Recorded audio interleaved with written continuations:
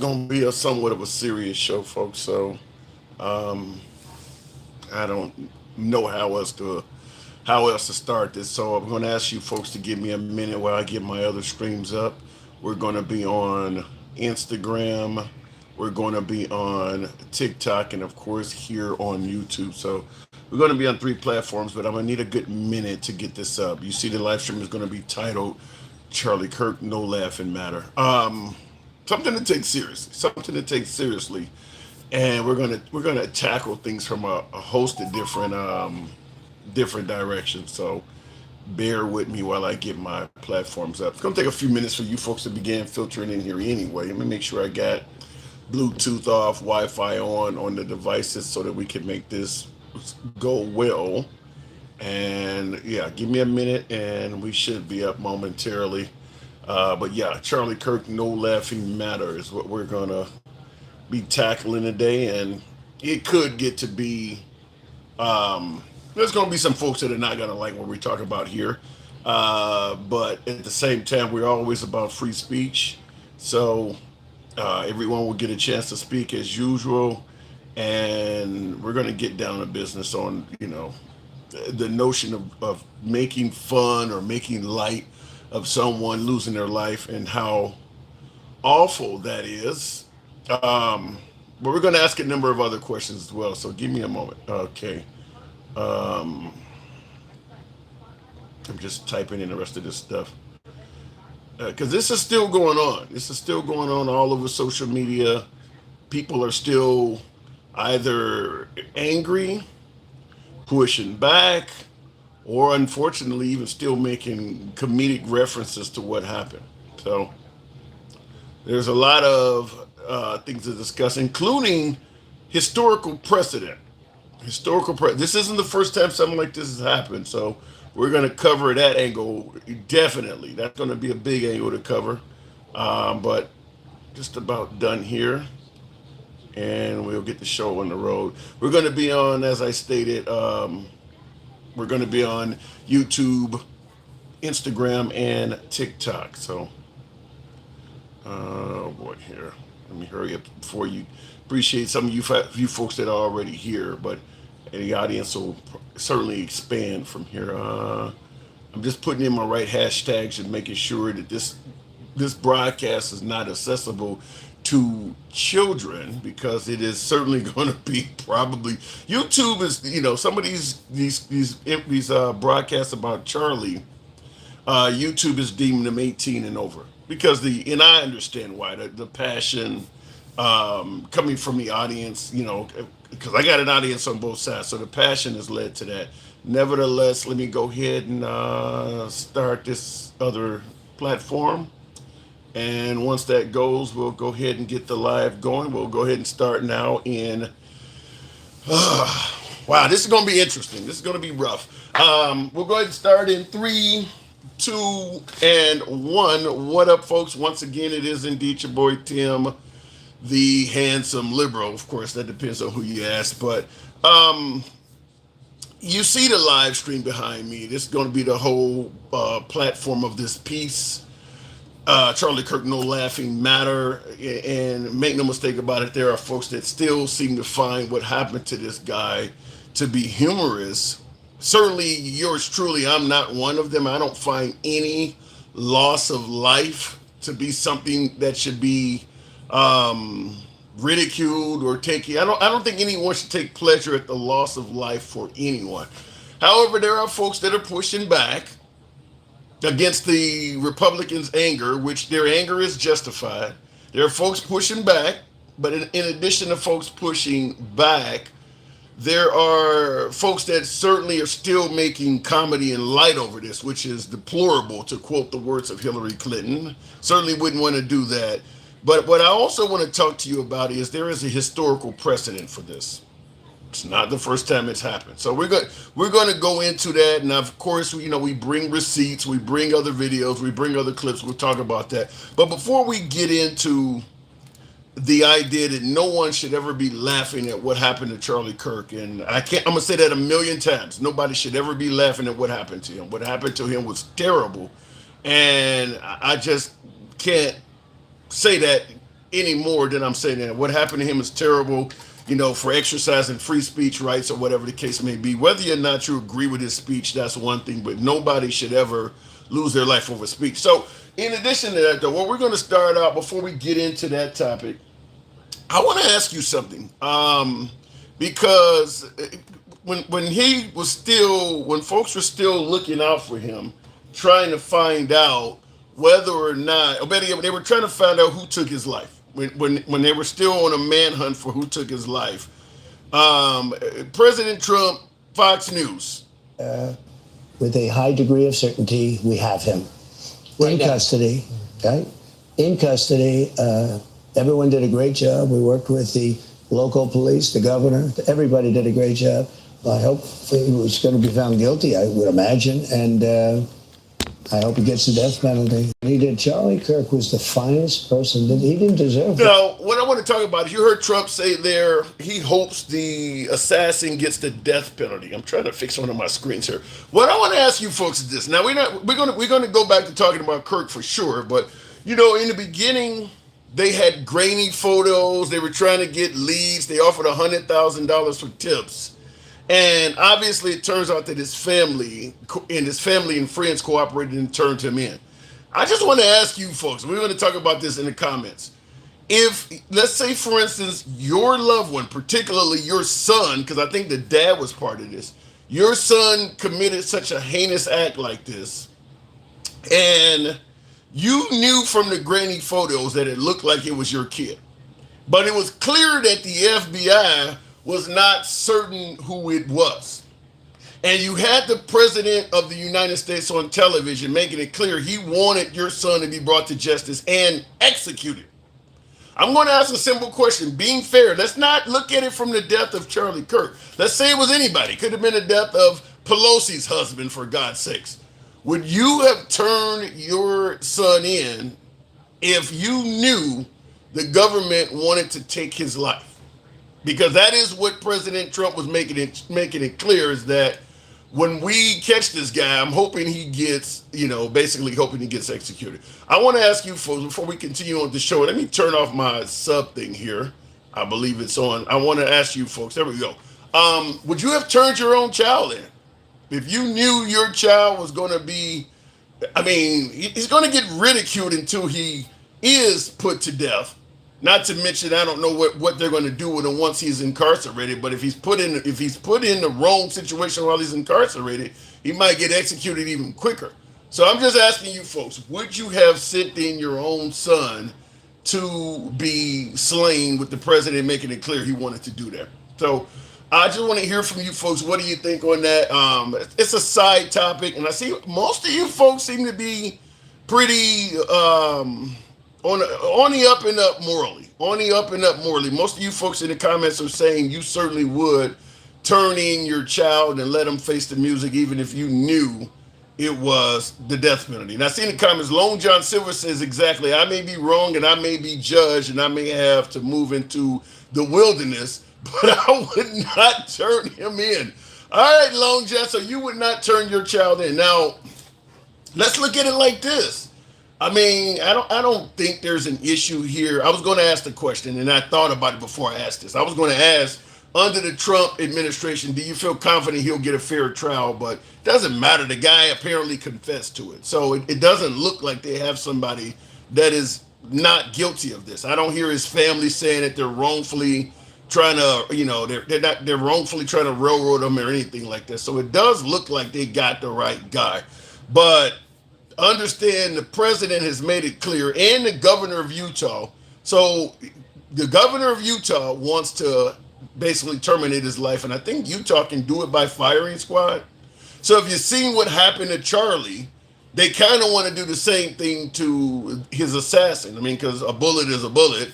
But in addition to the state of Utah wanting to take his life, so does the president of the United States. So when you turn your child in, you're never seeing him again.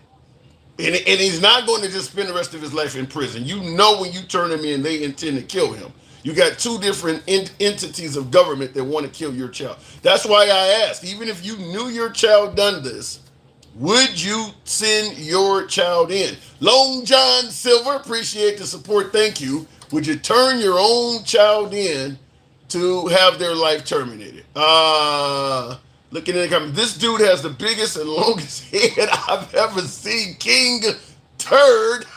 Thank you. Thanks for your input. No, I would not turn my child in. I can live with a guilty conscience for my child. I would get him help though. Fair enough. I gotta say, listen, I'm not going to pretend like the parents did anything wrong. I'm not going to pretend like the child did not deserve to be turned in for his crimes, but you are giving up your kid to basically what amounts to a hit squad. They want revenge. They are going to kill your child. Your child has committed a horrible crime, and your child deserves to pay his price, pay his debt to society. But understand, they are talking about killing your kid. They're going to kill your kid. So as a parent, you got to make that decision. Do I hand over my child to a group of people that are going to execute him? Simple as that. Simple as that. God is busy doing good things for people who do good things for less fortunate, etc. Not the talk from the right. Well, we're going to get into that. By the way, folks, on TikTok, tap the screen. Certainly will help the program out. I don't know why the thing is so low. All the other entities are doing well, but tap the screen if you're watching on TikTok. Get the likes on up. Start about 10,000. It'll help out. I would have held off and negotiated with them, says Angela Williams. Once they know who your kid is, they're not going to negotiate with you. They're just not. Once they know who your child is, they're not going to let you go around giving them the death penalty. If you know who your child is and you're trying to negotiate on his behalf, they're going to start threatening to come after you too.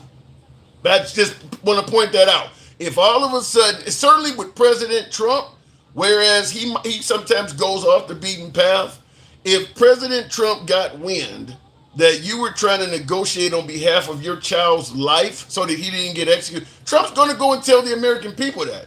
So now they hate you too.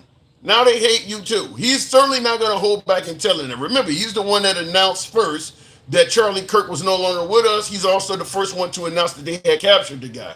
He's not going to keep it secret that you're trying to negotiate on behalf of your child's life. And once he does that, now you got to move and things like that. So the negotiating thing is probably not going to work out well for you. Looking in the comments, who are you? Kid was going to become the next Trump. You said Kirk. That's very possible. Very possible that Kirk, about to say Kilpatrick. What is it? Charlie Kirk. I got so many Kirks in my head. Very possible that he certainly was going to run for office within the next generation or next 10 years or something like that. And I don't know about at the presidential level just yet, but he was already in position probably to win some of the lower congressman, senator, who knows. He probably would have done very well had he run for office. But we're going to continue on. But would you turn your child in? That's our first topic. Now, here is the meat and potatoes of the program. This is not going to be good. Some people are going to be really pissed off about this. Some of my viewers are. This is not going to make anybody happy, but it's going to relate to some. It may relate to others. But I'm all about free speech here. What do I say? We are MAGA friendly. Been that way since day one. Always will be. Let me make something clear. Even though we don't get a lot of MAGA callers on TikTok and Instagram anymore, we are MAGA friendly. And MAGA are my preferred guests. So if you got TikTok or Instagram, come on over to the Handsome Liberal. Same thing is named on YouTube. We bring you up. You can talk. You can criticize whoever you want, including yours truly. We don't limit your speech or limit your access to state your case. We are about free speech here. When we say we go left of Bernie Sanders to I'm having dinner with Q, we mean it. So it doesn't matter what the hell you have to say or who the hell you're criticizing. We're going to let you say it here. This is about to get interesting, though. I mean, like I said, some people are not going to like this, and then we'll go to the comments and we'll start taking callers shortly after. Now, everyone is outraged, particularly on the right, that the Democrats would do stuff like this. Some folks on the left are making fun of this guy losing his life, which I think, as I keep saying, is deplorable. Doesn't matter what he said. He doesn't deserve to lose his life whatsoever. But when I say there's a historical precedent, I don't think people realize what I mean. This has happened before. People have indeed made fun of other people losing their lives. And it goes without saying that I want to give you a few receipts. You already know what this one is going to be, but it's going to get deeper and darker as we go on. Now, obviously, when George Floyd lost his life, people thought whatever they wanted to think about him, January 6th.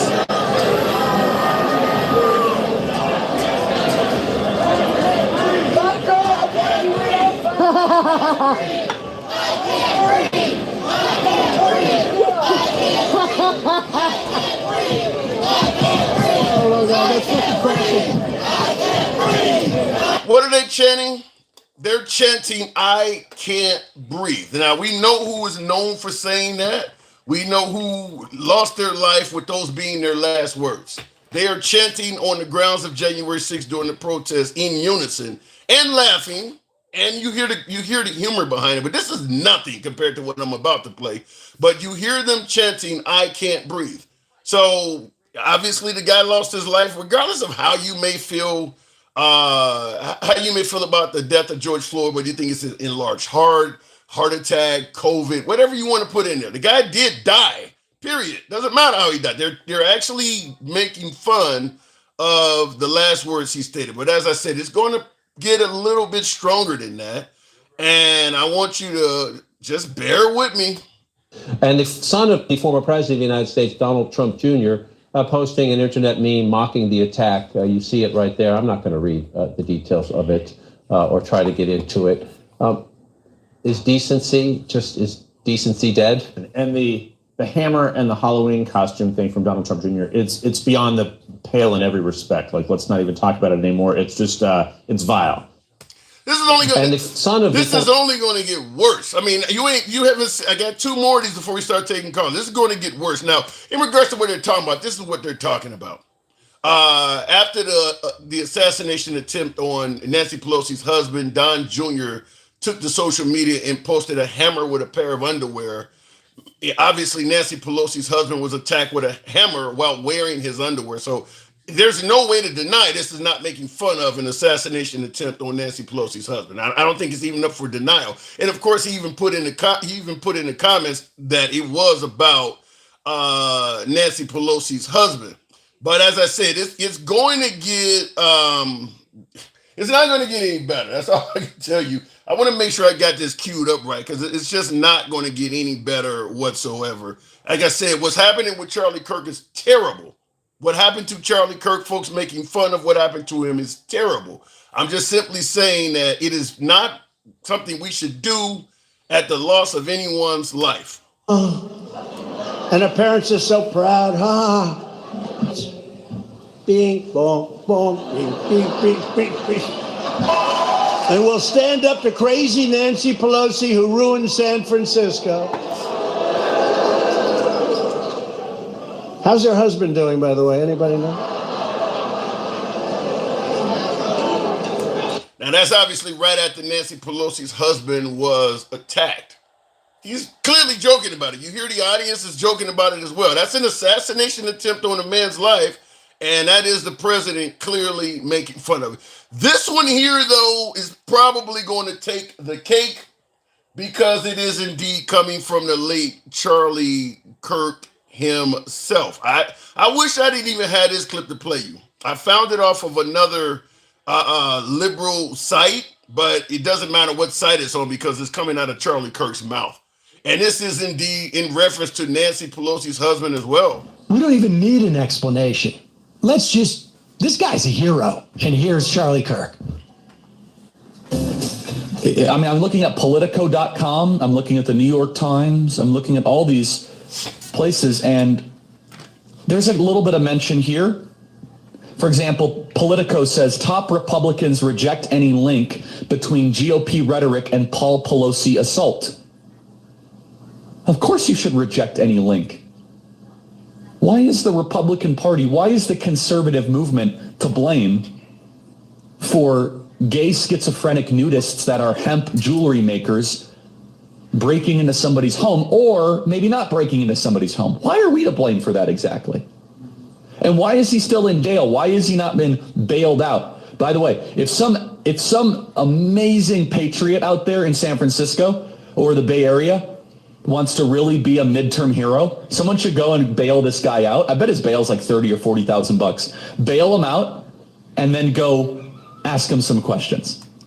Now he's talking about someone should go bail out the guy who tried to take the life of Nancy Pelosi's husband.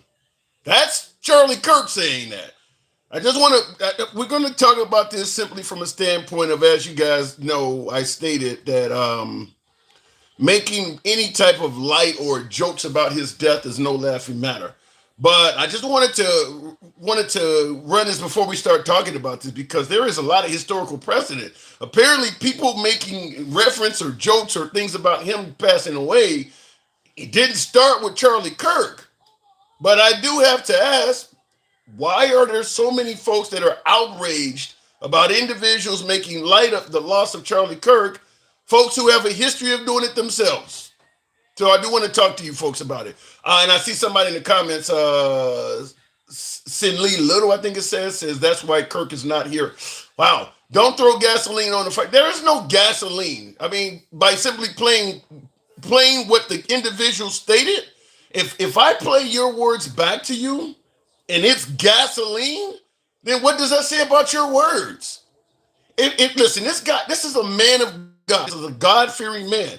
His word should be about Jesus Christ as our Savior, not about bailing out somebody that tried to take the life of an individual. I mean, playing his words back should not lead to anyone suggesting that they're throwing fire on anything.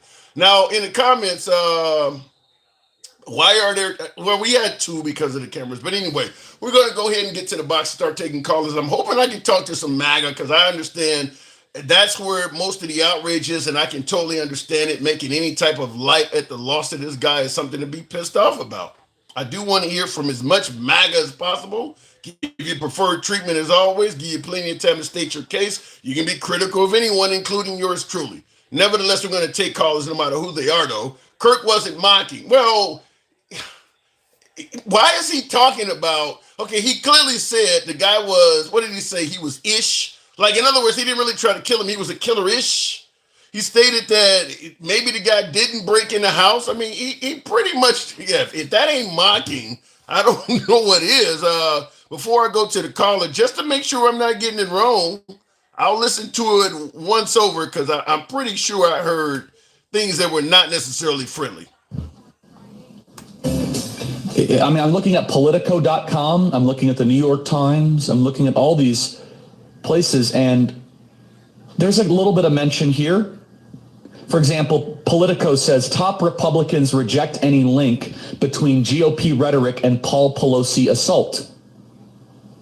Of course you should reject any link. Why is the Republican Party, why is the conservative movement to blame for gay schizophrenic nudists that are hemp jewelry makers breaking into somebody's home, or maybe not breaking into somebody? And by the way, since it's been a while, is there any evidence to suggest that shows proof that this guy was a gay schizophrenic nudist? Has that been, I don't know where he got that from. I know the guy was in his underwear, but the guy was at home in bed when the break-in happened. So I'm not gonna criticize Kirk for that statement. I'm not going to confirm that statement. Is there actual proof that this guy was a gay schizophrenic nudist? We to blame for that exactly. And why is he still in jail? Why has he not been bailed out? Okay, now he tried to take the man's life in his own home. Why is he questioning why the guy's still in jail? I mean, this is very soon after the guy tried to take Nancy Pelosi's husband's life. Why is he questioning why is the guy still in jail and why he hasn't been bailed out? Now, if that's not mocking, I'd sure like to. Why would he want the guy bailed out? Why would he want an assassin only a few days after an assassination attempt to be bailed out? If it ain't mocking, I'd like to know what it is. In jail, why has he not been bailed out? By the way, if some amazing patriot out there in San Francisco or the Bay Area wants to really be a midterm hero, someone should go and bail this guy out. I bet it's bail. And so bailing out the assassin or the guy that attempted to take the life of Nancy Pelosi's husband would not only make you, it would make you a hero, or a patriotic hero. I mean, just listen to what he's saying. I do gotta play that. Why is he saying that? That if the guy who tried to take the guy who tried to take the life of Nancy Pelosi's husband will be a patriot and a hero. Anyway, let me go straight to the box. I definitely need to be corrected on this. I want to know because this it just sounds questionable to me. We'll go to one of my MAGA viewers, Jeremy. Good evening. Welcome to the program. How you been, Tim? I've been good, but I'm kind of upset that anybody would make light of folks taking people's lives. Obviously, what happened to Kirk is horrible. I don't favor anybody making jokes or references or taking pleasure at what happened to him. But did you hear what Kirk just said? Yeah, I did, and I think if I'm going off of what my memory, I'm pretty sure what he's trying to do is he's bringing up the fact that Dems have like a pretty long and checkered history of having of giving people cash bail bonds without like as an option. Without thinking about the public safety, so he's kind of mocking their ideas. Basically, the Democrats have a history of giving bail to assassins. Bail to bad people, yeah. There's I think there's actually a guy who was arrested 4 times and each time got bail. He was trying to kill somebody in New York. He was trying to kill somebody. He got bailed out 4 times after he was trying to kill people each time. Well, he got into serious scuffles on the subway that he started. We're talking about breaking in somebody's house, Jeremy, and trying to take their life, not a scuffle on the subway. But that's what he was trying to do to other people on the subway. And he was charged with attempted unaliving 4 times and got 4 bills. Yeah, and what is his name? He got attempted. He got like assault and battery. Which I know isn't quite. It ain't close. Like a premeditated thought, but it clearly shows that this guy is dangerous and could unalive somebody. You know what I mean? And should not be getting bail. Okay, so according to Kirk, if you bailed him out, you would be a patriot and a hero. What say you? More like you'd be throwing it back with the Democrats' logic in their faces, and that would make you a patriot. Right, so if you, I don't think that was the right response, but he wasn't mocking. He wasn't really mocking on the Pelosi's husband's attacker. He was the attack of Pelosi's husband. He was mocking in the Democratic policies that got them there. Well, so you're telling me that if you can mock the policies of the Democrats by bailing out an assassin, that would make you a patriot and a hero. Yeah, well, and again, I don't think that was really the right take from him. But again, that's what he's saying, Jeremy. That is what he's saying, though. That's exactly what he said. If you could, and I'm even taking what you said, I'm taking what you're saying at face value. It is, I'm having biting moments. As if it is factual. You said that he's just, pointing out how bad the Democrats are on cashless bail. So what you're saying is he wants to show up the Democrats, and the way to do that is to bail out an assassin. Yeah, and I don't think that was the correct response for him. I don't think he actually wants. I don't think he actually thought it was a good thing. I'm sure there's a clip out there of him condemning what actually happened to Pelosi. I'm pretty sure you can find. And the thing is that this guy is somebody who, and if this was a Republican and it was in a blue state, so it doesn't even have to be someone famous. It could be a guy registered as Republican, but happened to be in a blue city or something like that. They would happily try to get this guy out. Yeah, in your defense, Nate McCullum in the comments says, "Seriously, are you this dumb?" He's calling him a patriot because if he points out how dumb their policies is, and then questioning him to prove it's not Republican rhetoric. So you agree with that sentiment? Yeah. But you also agree the way he said it, the Democrats would have a legitimate reason to be pissed off, right? Yes, and the thing is, I think this is one of the takes where I'm like, Charlie, why did you say that? Yeah. Why did you say that? You know what I mean? But I don't think it's on the same level as actually celebrating someone's on a live. I don't think that, like, you see, the thing is, I don't think Charlie actually ever said that this was a good thing that Paul Pelosi got attacked. I think he's just saying, like, dude, you guys let out people all the time who should not have been let out. Like, remember that one dude who attacked that, like, Ukrainian and woman on the subway? Yeah. And he was basically, this was before that, obviously. Yeah, but what's the difference between incidents of this like that happening? What's the difference between celebrating the death of someone and mocking it or making a joke about it? Well, mocking the policy. Okay, so then I have to bring this one up to you. I want you to hear this and give me your take on it as well. We've been playing these. And the son of the former president of the United States, Donald Trump Jr., posting an internet meme mocking the attack. You see it right there. I'm not going to read the details of it or try to get into it. Now, it says, got my Pelosi Halloween costume ready. Now, as I posted on the picture, now, he was attacked while wearing underwear with a hammer. This is what, now, what do you think this is? That's absolutely what Charlie would not be okay doing. And I don't know whether he ever called Trump out for that, but that is absolutely mocking someone being attacked violently. And that's the president's son doing that. Out of their attack. And that's the president's son doing that. Yeah, and that's not okay. That's definitely not okay. That's definitely not okay. Okay. So in other words, so you are admitting then that even though the Democrats or what the Democrats did is wrong, and I agree with you, the Democrats celebrating what happened to Kirk is wrong, but you are now admitting that the Republicans have done something that is fairly bad as well. Oh, absolutely, 100%. Neither side is innocent.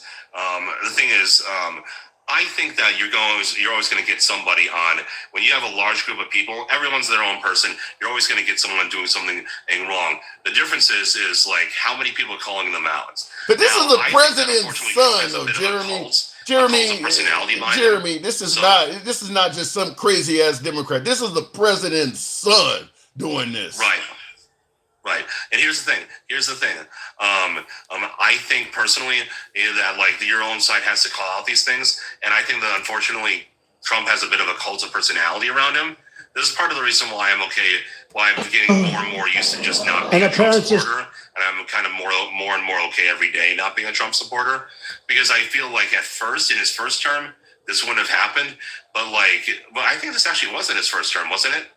That this happened that Paul Pelosi was I believe so. I mean, listen, Trump was making all kinds of jokes. I mean, he's made. There hasn't been a lot of assassination attempts on politicians, but I don't think there's really been anything off limits that Trump wouldn't joke about. Yeah, and I don't think that's good. If you go to like a comedy special for like a comedian, sure. Everything's off limits because you expect that this person's profession is to make you laugh. Right. And comedy is like that. But when you're the leader of a free nation, and you know what I mean, and you do it outside of a comedy club where people expect that you'll make disgusting jokes of all sorts, that's not okay.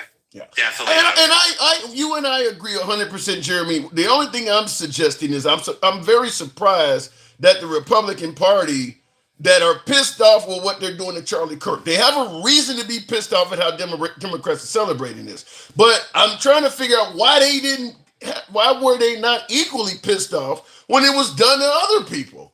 He's not the first person that people made jokes about that somebody tried to kill. I don't get why they weren't. If you don't like people making jokes about a victim of an assassination, why do it to some and not others? Well, two reasons. Now, these are reasons why, but these are not excuses. These do not make it okay that nobody called out Trump. Number one, I think it's because Paul Pelosi survived, right?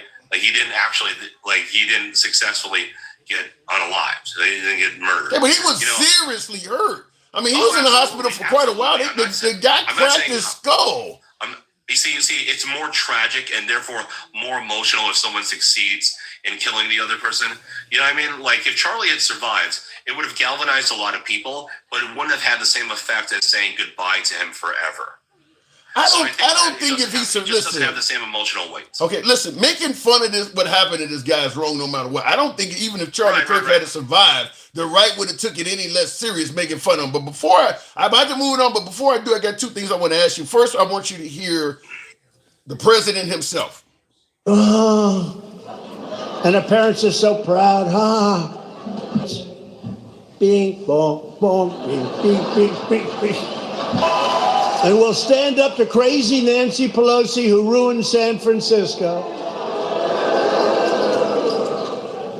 How's her husband doing, by the way? Anybody know? So he was mocking it as well. You hear the audience clearly laughing. Everybody knew at that time her husband, somebody had tried to kill her husband. And he said that, as opposed to calling Nancy Pelosi and asking, how's your husband doing? And being sincere about it. He's having a rally and he's making jokes about it. So it went right on up to the top. Yeah, that's not okay. Trump is kind of one of those guys who got away with a lot. Kind of the way that, like you have like a bully in the school, but like in high school, but he's actually really funny. So you can kind of like find a way to like. This is not funny if it's done against a Republican, though, Jeremy. This is only funny because it's being done against a Republican enemy. Well, no, I'm saying he knows how to like get people to laugh at things that like you shouldn't laugh at. It doesn't make it right. It just makes it so that way.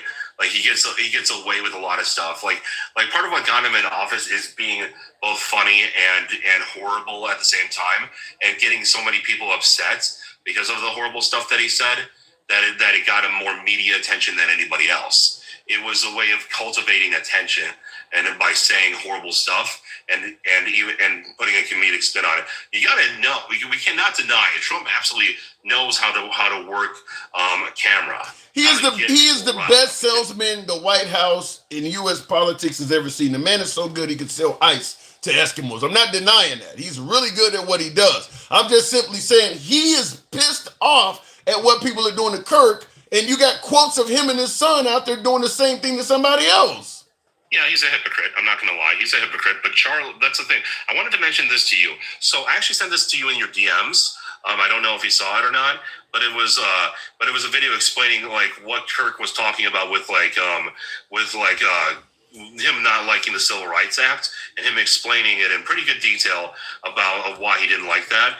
Kirk, I felt, was consistent, and I feel like part of the reason why we mourn his loss so heavily is because unlike a lot of people who get famous like this, who all of a sudden you find out all sorts of skeletons in their closet, all sorts of horrible things that you didn't know about them before. You know what I mean? They get exposed. Charlie was not only pretty clean, but he was pretty consistent in what he believes, and he was kind of milquetoast in a lot of ways. So slaying him was like taking out somebody who was kind of the golden boy of moderate, open debate, talk to anybody, and really try to hear the other side.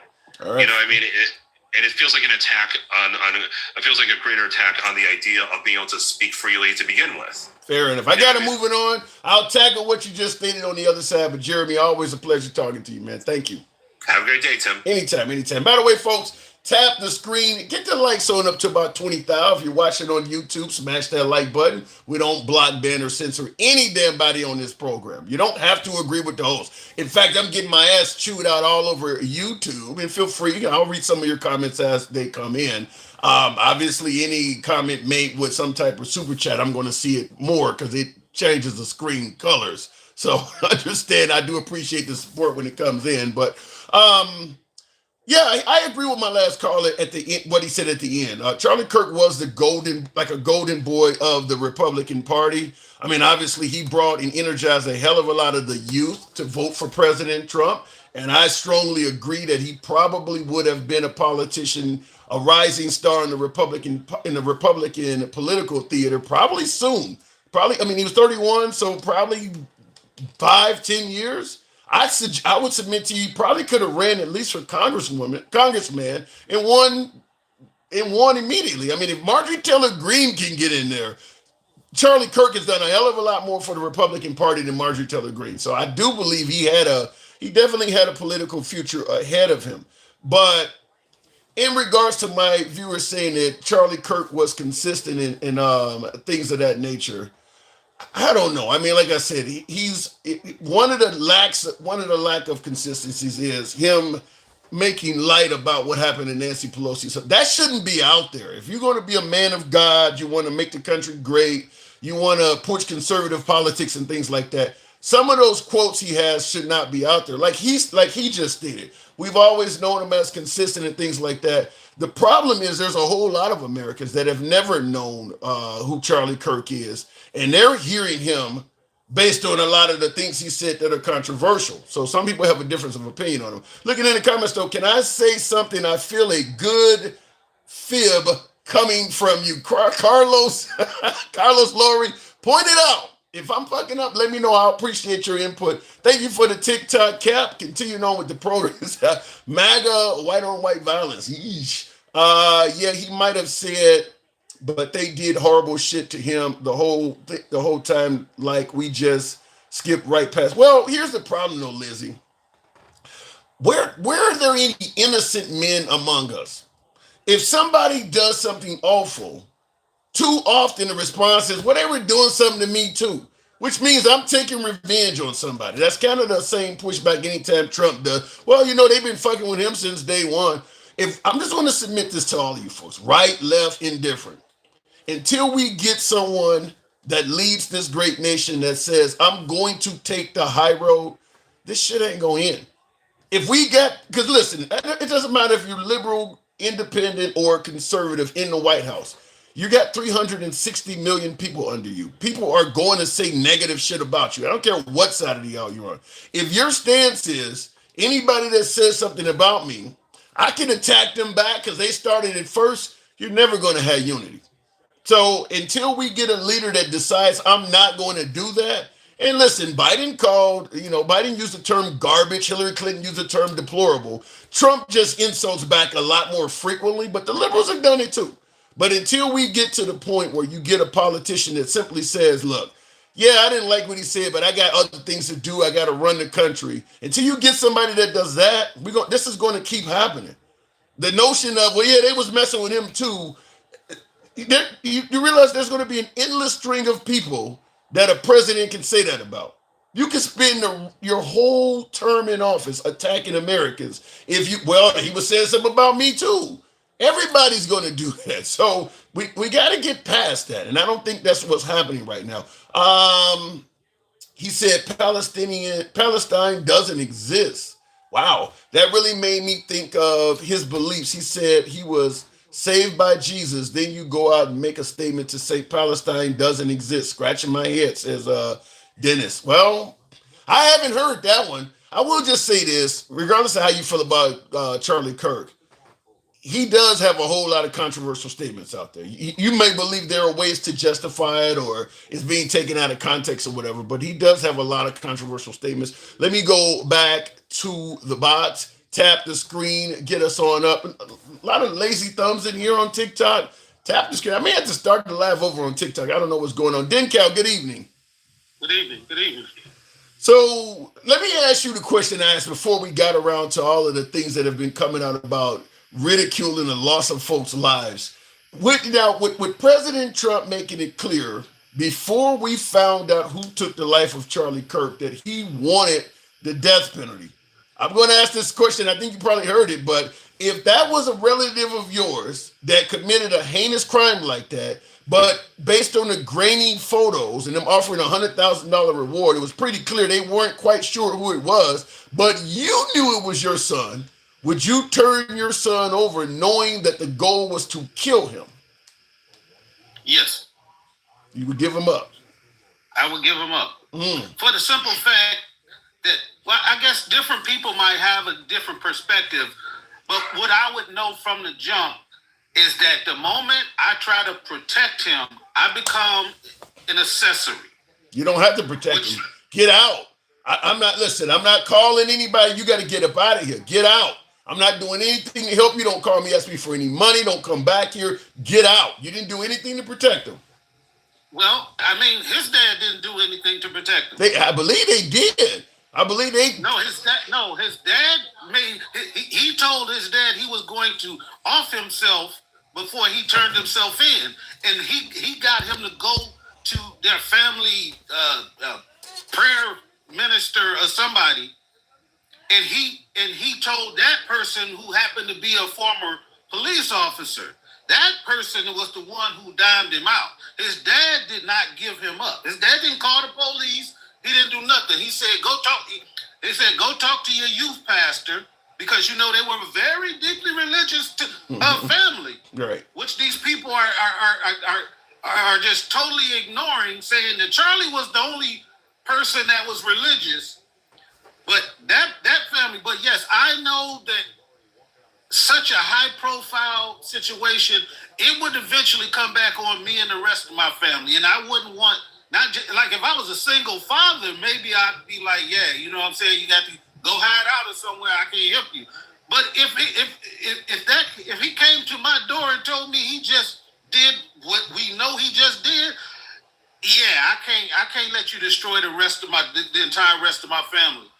That's a good point. I can't argue. Listen, what he did is heinous. I can't argue with anybody who turns him in. I mean, even if you're a single dad and they turn in your kid's a murderer, I can understand. But at the same time, it is somebody's child. So if somebody also said, I can't turn over my kid to be executed, I can understand both sides of this, because what happened to Charlie Kirk is absolutely wrong and justice must be done. But I can understand any mother or father trying to protect their kid against getting executed, because that's what's going to happen. The minute you hand them over, you know that you've essentially turned over an hourglass. Your child's days on earth are numbered now.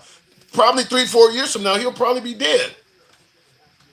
Yeah, I mean, but I can't necessarily control that, and I'm not willing to destroy everybody else's lives around him, because if I get locked up, then what about the rest of my family? Anybody else, anybody who tries to assist him, their lives are ruined regardless. Yeah, because I hear that he had a transgender roommate, and I mean, the thing about it is, anybody, even if somebody just simply said, talk to my lawyer, I would rather not speak on this. I mean, you're right, they're going to still ruin their lives. Even if you're not cooperating with the cops, President Trump is going to be the first to come out and say, such and such is not working with us. Maybe he got something to hide. And that's going to trigger MAGA to all of a sudden want to kill it, or wanting to take revenge on that person. So I hear your point. You don't want to ruin the rest of your family.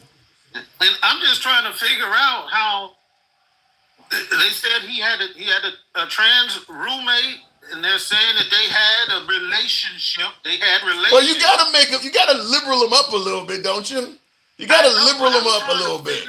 I'm trying to figure out how that equates to Utah having a war on all liberals. Like, I don't get how they're making that connection.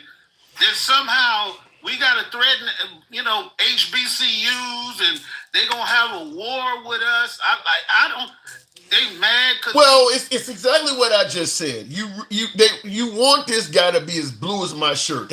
You want to liberal him up a little bit. They wanted, HBCUs. They wanted to go after some really hardcore liberal targets, because Trump did get on television before we even knew the identity of the assassin in the state. The Democrats are kind of like Cyrus the Warriors did it. It was kind of so now you got the Warriors running through town scared as fuck because they don't got blamed for something they didn't do. I mean, it's the same thing. Trump wanted the Democrats to take the full brunt of this. And then once it turns out that the guy who actually did commit the heinous act is not exactly looking like he belongs to the Jesse Jackson family or something, well, you got to liberal him up a little bit. He ain't liberal enough. His dad, his family, his town, it ain't enough liberalism floating around. Put some more liberalism on this guy. Okay, his roommate is trans. Find me some more liberalism. But that didn't help with the Utah, who was it, the governor who got up there and said for the last 30-something hours, I've been praying that it wasn't one of us. Well, you know something?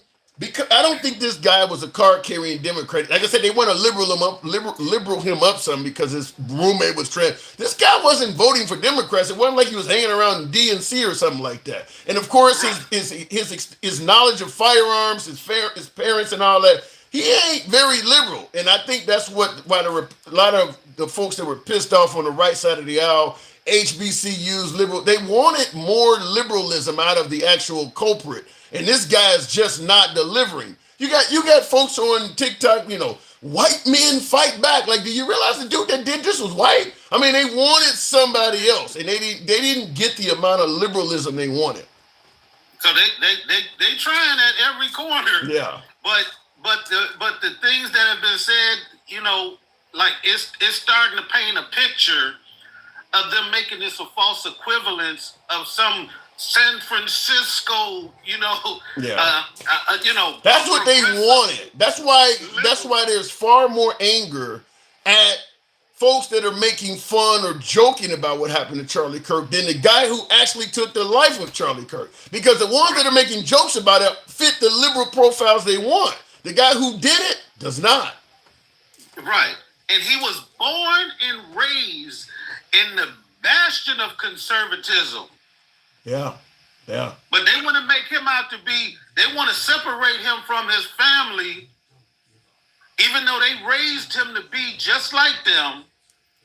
But somehow he's some leftist lunatic from San Francisco, who's been, donating to Nancy Pelosi the whole time. Like I said, they want this guy to be as liberal as possible. And I see in the comments someone says, you don't know what the hell you're talking about. Somebody don't like what we're saying here. But then state in the comments what I'm not getting right. I'll certainly read it. I believe this was a coup to take our attention. That's what's really going. Do you see this as some kind of deflection, or do you see any conspiracy at all, in your opinion, Denkow? Do you see any conspiracy at all with the death of Kirk? We had this conversation a couple of days ago, and I did say, look, all of this benefits like one person, one party. All of this anger and all of this division and all of this taking the attention off of one thing. Even if somebody might have considered Charlie Kirk competition for Trump in the future. Like every Trump is no, there's no Trump. First of all, Trump is the supreme leader of the Republican Party in MAGA. But in addition to him being the supreme leader of the Republican Party in MAGA, Trump is almost 80 years old. So there is no competition for Trump. He's going to serve as long as he wants, and he's going to appoint the guy that's his successor. So there is no competition for him. Trump doesn't see anybody as his successor. He doesn't see. Really? You remember when they asked him about that? It was like, hey, is J.D. Vance? No, J.D. Vance. No. Ask him tomorrow. Ask him tomorrow. You can ask Trump something today, and you ask him tomorrow the question. Ask him tomorrow. I'm not simply saying, because he once suggested that he did not see J.D. Vance as his successor, and then he later started saying he could be. Ask him tomorrow. But he said the date changes sometimes. Yeah, I mean, but like I said, everything is pointing in the direction of being favorable for him. Did you see like the second day or the day after that when the reporter tried to ask him, about the Charlie Kirk situation, and he said something like, that was pretty sad. But hey, do you guys see what's going on with the new ballroom? Like he brushed off of that. No, I did not. Wow. No, I didn't. Yeah, he brushed off of that question like, and he made sure after he rattled off some of his, his what do you call it, the swerve, or the what did he call what he does when he just makes up stuff and talk? He called it the swerve or something, where he just. I've never heard that term. Yeah, but yeah, he's the only one who I see that could benefit from him. He's the first one. Yeah, but he benefited. I hear you, but he benefited a lot more from the life of Kirk. I mean, Kirk. Many suggest Kirk is one of the main reasons he got elected. So I can't see Trump wanting anything to happen to Kirk. Well, I mean, if he was calling that man like a son-in-law to him, right? But the moment the day after when they asked him a question about it, he said that's pretty sad, and he moved the fuck on without like so much as a tear being shed, no concern, no nothing. Wow. And I mean, like I said, do you agree with me that Charlie Kirk was certainly a rising star in the Republican Party and could have ran for office and likely won? He could have. Yeah, he definitely could have ran for office. He would have had to pick those offices very carefully, because just as much as they saying that he was a rising star on the Republican side, you can see like Democrats or liberals all felt like he was doing a lot of hate speech. Well, he's not going to be a congressman in Northern Illinois, But I mean, like in Utah where he lost his life at. If he had a ran for congressman out there, he'd have probably won. I think they're from Arizona. I think he's down there in Arizona. He could have probably held down a national spot. I don't know if he's ready for game day like president, but I certainly think he could have made it into Congress, rode that out for a few terms, and probably went for Senate or something greater. Governor, I think.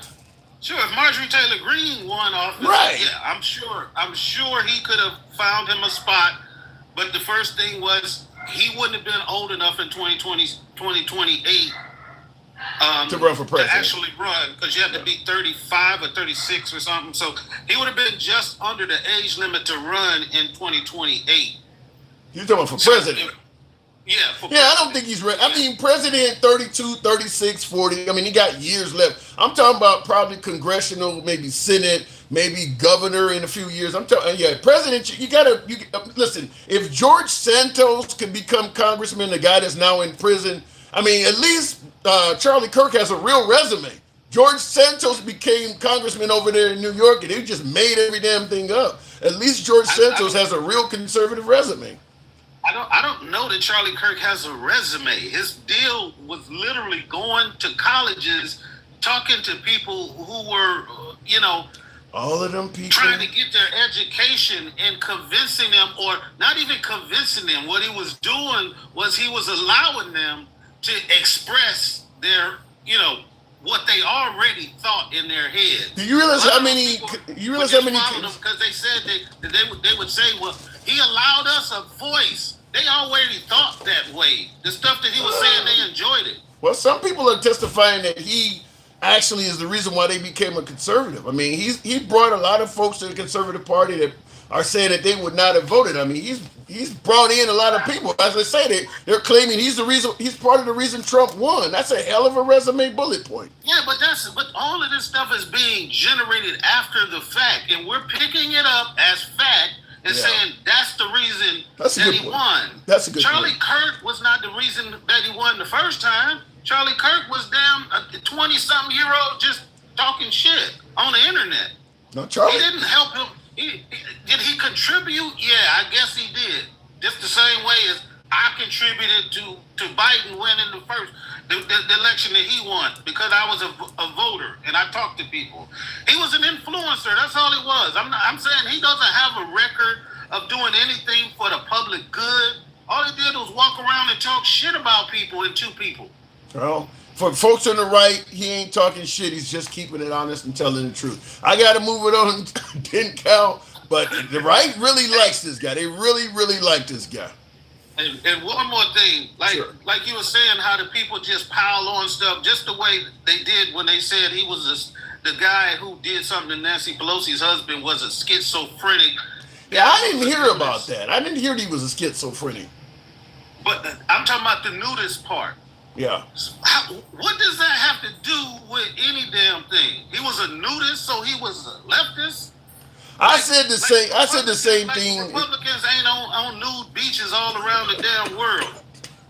I gotta go, but I said the same thing when we were talking about Nancy Pelosi's husband was gay, and we were holding lives when that event happened years ago. And I asked him, I said, what does somebody trying to kill him have to do with him being gay? Why is that coming up? Okay, somebody tries to take his life, and now we're talking about his sexuality as if that somehow is excusing what he did. Very similar to what's happening with Kirk. And people are saying, okay, he said some controversial shit. That don't mean somebody should have tried to take or should have successfully taken his life. He has free speech rights. Well, Nancy Pelosi's husband has the right to sleep with whoever he wants to. So I don't know why that even came up.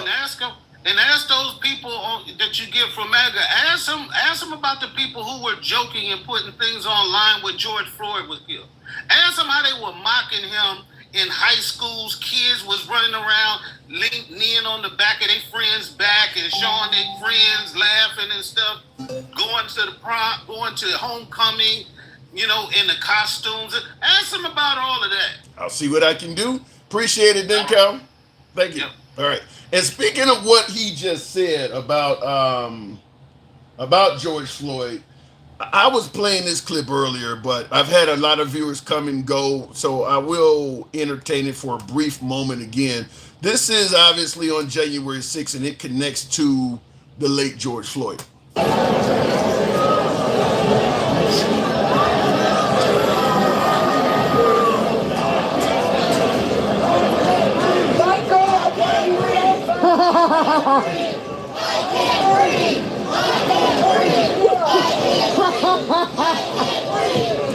So you hear them yelling, they're chanting, "I can't breathe," and they're laughing. So, in regards to the whole George Floyd thing, I mean, this is on January 6th. They're clearly mocking the loss of George Floyd by chanting, "I can't breathe," and laughing and things like that. So that kind of goes with what my last caller was saying. But we'll continue on with the program. Tap the screen, get the likes on up to about 35,000. We can make that happen if you let your thumbs not be lazy. Certainly do that for your boy.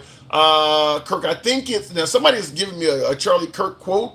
I think it's worth it to have a cost of, unfortunately, we know about this. This is the Second Amendment one, but I'll read it. I think it's worth it to have a cost of, unfortunately, some gun deaths every single year so that we can have the Second Amendment to protect our other God-given rights. That is a prudent deal. I think most people on the right agree with that. I think, and plenty on the left. I don't totally agree with it, but I believe what Charlie Kirk said is accurate. And I've discussed this with viewers many times after mass casualty events, is that anything you do has a cause and an effect. If you give a lot of American citizens the ability to drive, some people are going to get in accidents. If you give the American citizens the ability to own firearms, some people are going to misuse those firearms. And the difference between cars and firearms is that you don't even require they be trained to use the firearm. So you're going to have even more accidents likely in that case because you're just giving it to them. As a condition of you turning 18, you can now buy firearms, or 21 or whatever your state law is. But there's no way in a country of 300 and some million people you're going to just give everybody a firearm and there's not going to be some deaths like Charlie Kirk is saying. He is right about that. I mean, if you want to have Second Amendment rights, people getting shot is going to be part of that. There's no way around it. There is no way around it. So I do agree with him. Now, many folks don't favor it. Some folks are like, listen, I don't think having the rights are worth it if it's leading to thousands of people getting shot every year. That's a left-right argument. But I do believe Charlie Kirk is correct. If you allow people to have firearms with the amount of relaxed laws that we have in America, people are going to get shot. And that's going to continue happening. That's why the folks on the right, most of the folks on the right who agree with that, that's why they don't really make much of a fuss about school shootings. You don't really hear them say much about it. In fact, the day Charlie Kirk lost his life, there was an incident in Colorado, and the right, because of what happened to Charlie Kirk, they didn't even offer thoughts and prayers this time. It was even less, but they don't even talk about it. Real quick, I do want to address a comment before we move on. Will G says Trump ain't shit. According to Will G, he says after Trump kicks the bucket, there will be nobody to fill the void unless they look to Nick Fuentes, and even that will be questionable. Charlie Kirk would have been a decent filler if Trump had lived to say, let's say 90, which is asking a lot, but let's say 10 years from now. Charlie Kirk has some of that Trumpism in him, because you got to know how to talk. And that's where I think, listen, I get the conservative principles and doing what's right by the conservative party, but you can get that out of Ron DeSantis. You can get that out of Vivek Ramaswamy. You can probably get it out of Marco Rubio. You can certainly get it out of Ted Cruz. But the way Trump speaks, very limited selection of who can do that to his level. The way he can move an audience, the way he can have folks, adore him and give him that hierarchy. There's not a big replacement on the Republican side for that. Nick Fuentes obviously knew how to talk to people. I mean, not Nick Fuentes. Charlie Kirk knew how to talk to people. So he could have been a replacement for Trump going down the line a bit. I mean, as my last caller pointed out, he's too young right now, 31, got to be 35, and I think he needs to have a political career doing something else first. You can't just start at the top, even though Trump did. Once again, looking in the comments, MAGA ain't shit. says, Will G says, finding any excuse to blame the left for the shot, all the LGBTQ Republicans, and a prominent transformer in Caitlyn Jenner in the party. Yeah, Caitlyn Jenner is a transgender and she does lean right. Tony says, why can't people say Nick Fuentes supporter took Charlie Kirk? You know, I did hear that. Was the guy, now somebody let me know in the comments, have you guys heard this? Because we are being told that the guy who took out Kirk is a liberal. Now, I've heard rumors that the guy who took out Kirk also is a Nick Fuentes supporter. Is that true? Have you guys heard that? Because obviously Nick Fuentes is definitely not a liberal. Have you heard that he is a Nick Fuentes liberal? Or Nick Fuentes supporter, rather. Because this goes back to what I was saying with my last call, is that folks were trying to liberal him up because he's not liberal enough. You don't find too many liberals that support Nick Fuentes. Keep spreading the truth and you will never, ever have to worry about what everybody else thinks because you stay true. Fair enough. That depends on the truth you're talking about, though. Mia, what it says, Mia the Barbie, I love the name, but you say keep spreading the truth and you'll never have to worry about what everybody else thinks because you stay true. Well, many would suggest that Martin Luther King kept spreading the truth. Look what happened to him. So just simply spreading the truth is not always enough. He was a libertarian, says young Bryce Boyd. All right. Don't Kirk debate him. I don't know what you're trying to say there, realist. Didn't Kirk debate? You're saying Kirk debated the assassin or he debated Nick Fuentes? I don't know. Charlie Kirk got the young people to vote for Trump. I am in Generation Z, 23 years old, and my generation voted for Trump in record numbers. While I voted for Kamala with the old people, sad and so. All right, let me go back to the box. And he did bring a lot of young folks. You said resorting to violence because you can't debate immoral. What are you saying there? You said resorting to violence because I don't know what you're talking about there. But before we move on to the next caller, I do want to entertain the clip that we were talking about because, like I said, making fun of anybody losing their life is wrong, and it is, all of a sudden it's getting a lot of attention when it happened to Charlie Kirk, but.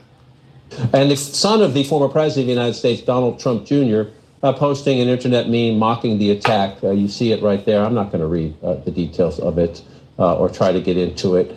And that, of course, is after the attack on Nancy Pelosi's husband. Donald Trump, Don Jr., his son, posted this right here on my screen on social media. Picture of a pair of underwear and a hammer, and he called it my Pelosi Halloween costume. That's after somebody had just tried to kill Paul Pelosi, Nancy Pelosi's husband. So, and I saw, and let me before I go back to the box, let me just say this. The obvious difference between Paul Pelosi and Charlie Kirk is Charlie Kirk is no longer with us and Paul Pelosi survived. And it's amazing at how many folks were defending Don Jr. making fun of Paul Pelosi, President Trump making fun of Paul Pelosi, and Charlie Kirk himself making statements that are controversial about Paul Pelosi by saying, well, but Paul Pelosi survived. Indicating that, well, because he didn't die, because he was currently in the hospital with a cracked skull, you can make fun of him. He's not dead, so he's fair game. I'm amazed at how many folks I saw in the comments while we were discussing this saying, well, he didn't die. I don't know. What does the guy say? But did you die? Let me go back to the box. We'll go to Chris. Good evening. Welcome to the program. Laughing at death is sick, whether you like him or not. Laughing at death is sick. Laughing at attempted murder is sick. There shouldn't be you shouldn't distinguish between those. If somebody tries to kill you, it shouldn't be funny either. Chris, good evening. Hey, Tim. Hey. First of all, let's say, as far as Charlie, what happened to him is horrible. And I don't think majority of USA citizens condone it, no matter what his political views was. I didn't know him that much. I think I might have first seen him on my FYP page probably 2 months ago. And I didn't agree with it. A lot of stuff that I was hearing, but they were short snippets of, okay, I didn't hear a whole entire speech. They were short snippets, and I didn't agree with some of that stuff. However, hearing this the other day, I'm like, this guy was really bigger than what I thought he was. You know, I started hearing his name a lot the last couple of months. I started hearing it probably because of FYP, just hearing the name Kirk all the time. But at the same time, I didn't see no evidence where he deserves something like this. There is nothing you can say. There is nothing you can say that would deserve. There was nothing nothing a person can say that would make what happened to Kirk legitimate. But I'm like you. I'll let you continue. But I'll just say this: I'm like you as well. I follow a lot of right-wing stuff like the Shapiros and Candace Owens and Larry Elder. I watch some of it. But I didn't know Charlie Kirk much other than a few clips. I thought he was really good at debating. Most of the clips I saw, he was beating the shit out of folks he was debating. Now that he's passed away, I see this. He was losing some debates too, but I didn't see that when he was alive. But just like you and many others, I didn't really know a lot about him other than I just thought he was he was doing well for the conservatives debating college kids. But just like you, once he passed away, I am starting to find out this guy said a whole lot of stuff that gives you at least raised eyebrows. I mean, he said a lot of concerning statements. Now, the Republican Party don't think anything was wrong with what he said, and he was just simply speaking the truth. But you see it the same way? I don't see him speaking the truth as far as I'm concerned. What I seen was, he's not a politician, number one. Not yet. He wasn't yet. He's just a guy on the internet. He could be just, he didn't run for office, right? No state, no local, no nothing. Not yet. Not as of yet. He hadn't. He was not elected, right? Right. So most of that stuff, what he's saying, for me, go one ear out the other.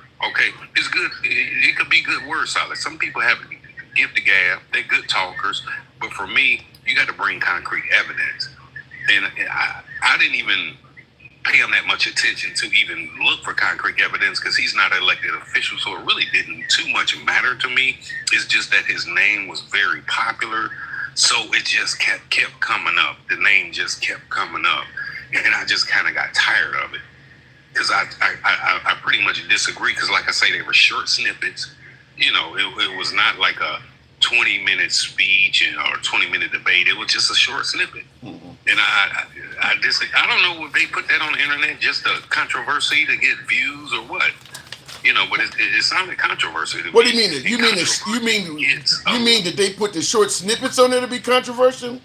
Yeah, controversy gets a lot of likes and comments and engagement on these. Yeah, but that's normal. I mean, when Joe Biden said "vote for me" and you ain't black, people didn't play the whole damn interview. That interview lasted like 20 minutes. They went with "vote for me" and you ain't black. Nobody ever listens to the whole interview. I don't know why. I don't know why people in defense of folks on the right. I don't know why folks always say you got to listen to the whole interview. Folks on the right don't listen to when Obama said you got to spread the wealth around. They don't play all of that. That was enough. Okay, now as far as the Joe Biden thing, I think I did hear that whole interview, and I kind of thought that was like this. Why would this guy say that? He made a slip up. You get what I'm saying. You don't see that whole interview played on any Fox News clip. It didn't look good for him to say that. That's kind of but that's the point though. If you look at the clips of Joe Biden saying "vote for me" and you ain't black, it doesn't look good for him. If you look at the clips of Charlie Kirk saying the Civil Rights Act was a mistake, that don't look good for him. That I probably didn't see the civil. I didn't see too many of his clips. Like you can go off and name a lot of them. A lot of them I didn't see because I think I seen one or two. Then after that, every time I see him come up on my FYP, I'll just keep strolling. Okay, how about this? Just hold on. Just to be fair, I'll give you a little extra time. Just to be fair, give me your ears for about a couple minutes. I see a black pilot. I'm going to be like, boy, I hope he's qualified.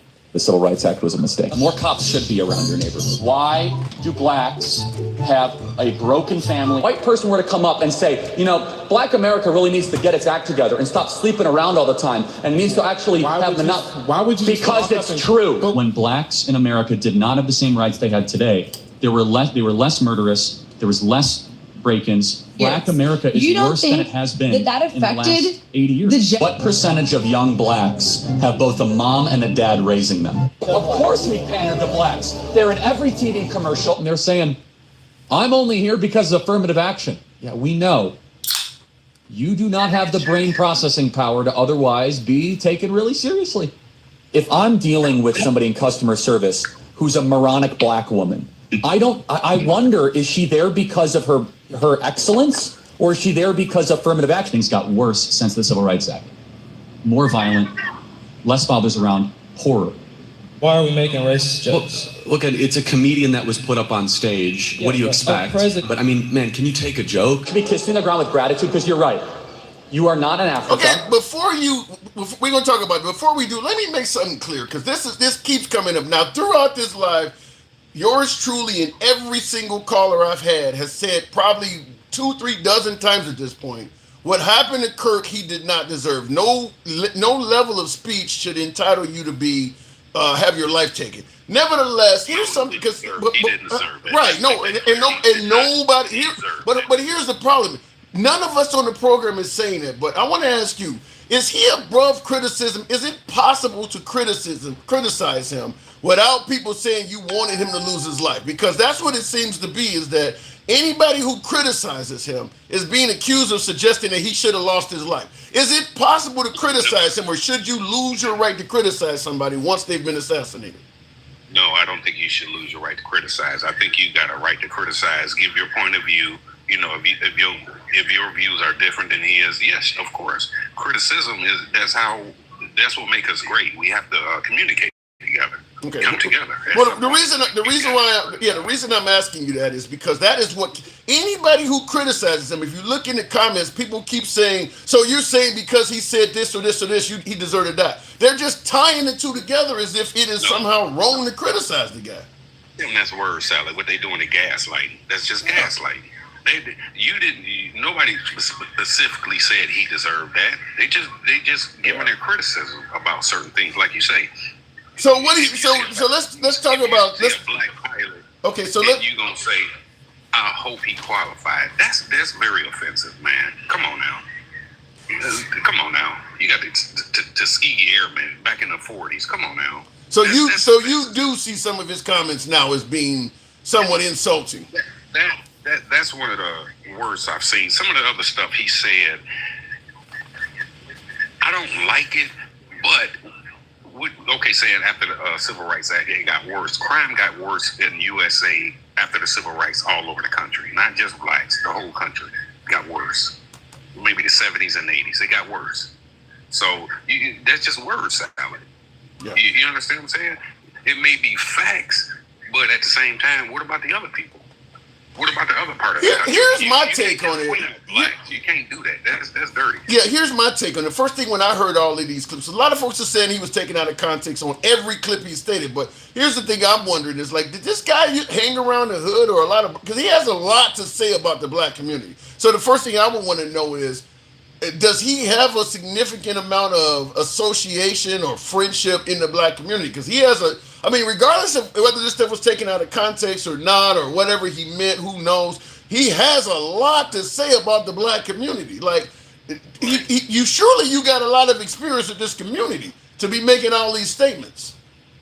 Well, Tim, he was born in the 90s. He don't have that much experience. The guy, 31 is young. So where's he getting this from, then? The history of black people. Okay, so in the USA. So if he doesn't have a lot of experience, and Joe Shalom in the comments says the left does not condone gun violence or the shooting of Charlie Kirk. Charlie Kirk did. Damn.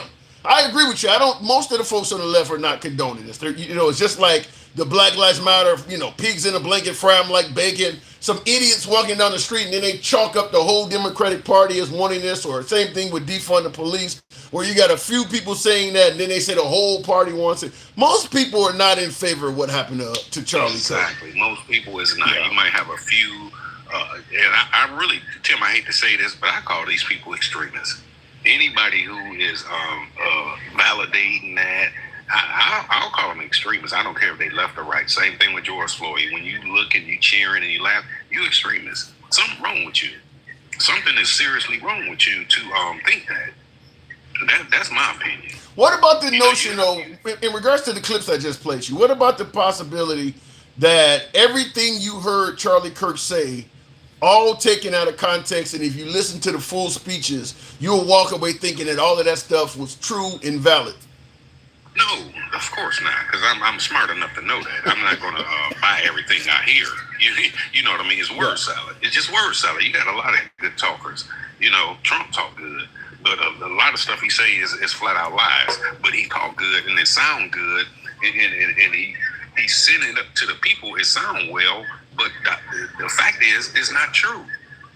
Come on now. You know, people can talk all they want, but you know, you think about it, you hear it, it sound good, but then you put two and two together, like, no, this ain't adding up. It's just not adding up. Well, he is so what it does for me is one thing out the other. If you ain't bringing it, you got to bring straight up facts, or I'm putting one thing out the other. I'll hear it and I'll listen to you, but don't mean I'm gonna believe it. Yeah. And I'm not gonna call you a liar on it either, because it may not even make a difference to me whether you lying or not. It may not even make a difference depending on the subject. You know what I mean? Yeah. And real quick before we continue, somebody in the comments says we don't care about Obama. We care that you're trying to trigger us. You voted for triggering. What do you think? Mean tweets, fuck your feelings, snowflake. I mean, we voted for somebody that does that. I don't know if it's wrong to do it to the right, but obviously the right enjoys doing it to the left. So I don't understand why. To me, I'm gonna give you where I view this, and you let me know if you disagree or you agree with this, Chris. But to me, it just simply sounds like this shit is okay when we're doing it to you, and it's damn disrespectful when you do it back to us. Because I just played clips of folks laughing at Nancy Pelosi's husband and George Floyd. So it ain't like Charlie Kirk is the first person that met an untimely demise or had something bad happen to him and people made fun of it. He's not in fact, I don't know if you heard me play this clip. I'll give you this and hear your statement on it. But Charlie Kirk himself made light of what happened to Nancy Pelosi's husband himself. It's a real quick clip, but I'll give you a little bit of it. Wow, I didn't hear this. Wow. An explanation. This guy's a hero. And here's Charlie Kirk. I'm looking at Politico.com. I'm looking at the New York Times. I'm looking at all these places, and there's a little bit of mention here. For example, Politico says top Republicans reject any link between GOP rhetoric and Paul Pelosi assault. Of course you should reject any link. Why is the Republican Party, why is the conservative movement to blame for gay schizophrenic nudists that are hemp jewelry makers breaking into somebody's home, or maybe not breaking into somebody's home? Why are we to blame for that exactly? And why is he still in jail? Why has he not been bailed out? By the way, if some amazing patriot out there in San Francisco or the Bay Area wants to really be a midterm hero, someone should go and bail this guy out. I bet his bail's. Now, if you want to be a midterm, this is before the midterms. Now, if you want to be a hero, a patriot, go and bail out the guy who tried to assassinate the husband of Nancy Pelosi. You hear him saying that. So he's making fun of the guy that tried to kill Nancy Pelosi's husband, asking, why don't you bail him out? Why would he want an attempted assassin to be bailed out? I heard him say why he wasn't bailed out, but I didn't hear the part where he said, why is nobody not bailing him out? I did hear him say. Let me give you a few seconds of it again. That are hemp jewelry makers breaking into somebody's home, or maybe not breaking into somebody's home. And right there, when he says breaking into somebody's home or not, I mean, clearly the lead guy's on video breaking into the home. So I don't know why he's ridiculing that as well, but I'll let you hear. Why are we to blame for that exactly? And why is he still in jail? Why has he not been bailed out? By the way, if some amazing patriot out there in San Francisco or the Bay Area wants to really be a midterm hero, someone should go and bail this guy out. I bet his bail's like. If you want to be a midterm hero, did you hear it that time? Yeah, see that? That kind of stuff there, Tim. See that ain't good, man. You know, and I don't know if that's word salad. I don't know if he's doing this for views. I don't know this guy like that. He's not a politician. He can, as far as I know, he's just a guy on the internet trying to get a controversy. He's a controversial person, and controversy get a lot of views, a lot of likes, a lot of money, blah blah blah. That's what they get. he's definitely a. For him to say that is horrible. Yeah, for him to say that is horrible. That man was, I believe, 80 years old. Somewhere around 80 years old. Yeah. He's I got him. I'm gonna have to move it on for him, but I'll just say this: he definitely is a prophet. A lot of stuff he lived by. Talking about Charlie Kirk, it ended up being the way he went out. But I mean, like he talked about bringing back. He talked about bringing back public executions. Well, that's how he went. He talked about some gun deaths are, acceptable to maintain the Second Amendment. Well, he turned out to be a gun death. I mean, he's prophesized a lot of his own. I see what you're saying, Tony. Yeah, I see what you're saying, but you don't want to run that in people's head either. You want to, I understand totally what you're saying. Well, so did Tupac, though. I mean, I'm not gonna. Tupac prophesies his own death too. A lot of people have done that. That ain't something. That ain't meant to be an insult. You don't want people to look at your platform like you understand what I'm saying. You kind of gotta. I hear you. You know what I'm saying? Let's tone it down, bring down the temperature. This country is hurting, bro, and it possibly could get worse after this. We don't know. Yeah. This remind me of the '60s. Yeah. I mean, is this the beginning of the '60s again? Yeah, I don't think it's going to get better because our leadership is calling for it to get worse. So I don't think it's going to get better. I got to move it on, Chris. I agree with you because Trump did say they asked him a question. What can we do? And he said, I think his words. He blamed it on the Democrats. I played it on the last. Yeah, I played it on the last show. He blamed it on the Democrats. Chris, appreciate you coming in. Yep. All right, moving on with the program. Thank you. Welcome. Zana Corner, I think, AKA Melissa. Let's go with that. Charlie Kirk harbored hate. His followers are no different. Damn. Harbored hate. I don't know if all of his followers are that way. I mean, listen, there is a significant amount of, let's just use a softer term. There is a significant amount of dislike for liberals, liberal causes, and more among Charlie Kirk's followers. I'm toning it down, as my last caller suggested. I get your point, though, Melissa. Tap the screen, by the way. And let me make it clear, we don't block, ban, or censor anyone on the program. Even though I'm not getting as many MAGA as I would like, we are MAGA friendly. We don't block, ban, or censor anyone. You want to be a caller, you want to come up. If you have the Instagram app or you have TikTok, the Handsome Liberal, same name across all platforms, come on up, we'll bring you up. You can be critical of any damn body on this program. We're all about free speech, including the host. I am not off limits. If you don't think I know what the hell I'm talking about, you can state that in the comments or call in as well. We remain MAGA friendly, been that way for years. We're not going to change. We go left of Bernie Sanders, so I'm having a dinner with Q. If you favor uncensored dialogue from all sides of the aisle, I'm going to ask that you take a moment to subscribe to the program. If you happen to be watching on YouTube, give your boy a follow if you're watching on TikTok or Instagram. By the way, we're still working on going live on X and Truth. We do have accounts on those platforms. So if you're on Truth, you're on X, Handsome Liberal, give your boy a follow. There's a little bit of content on there as we move there. And we're also on Clapper, which we often go live on as well, and Facebook. Looking in the comments real quick, Will G says, it's safe to say we found the real reason Kirk got popped. It's a hell of a term. Kirk was a little too open about the Epstein files. That's a conspiracy. Kirk had too big of a young following to influence Trump, might have pressed a button. So you're suggesting that Kirk's following was too young. This is above my pay grade. I'm going to say, I don't know if I agree with that. But you're saying that he was a little too open about the. I mean, Trump got people on his administration that were open about the Epstein files too, though. Will we're talking about Dan Bongino and talking about Cash Patel. They just got quiet all of a sudden once they got inside.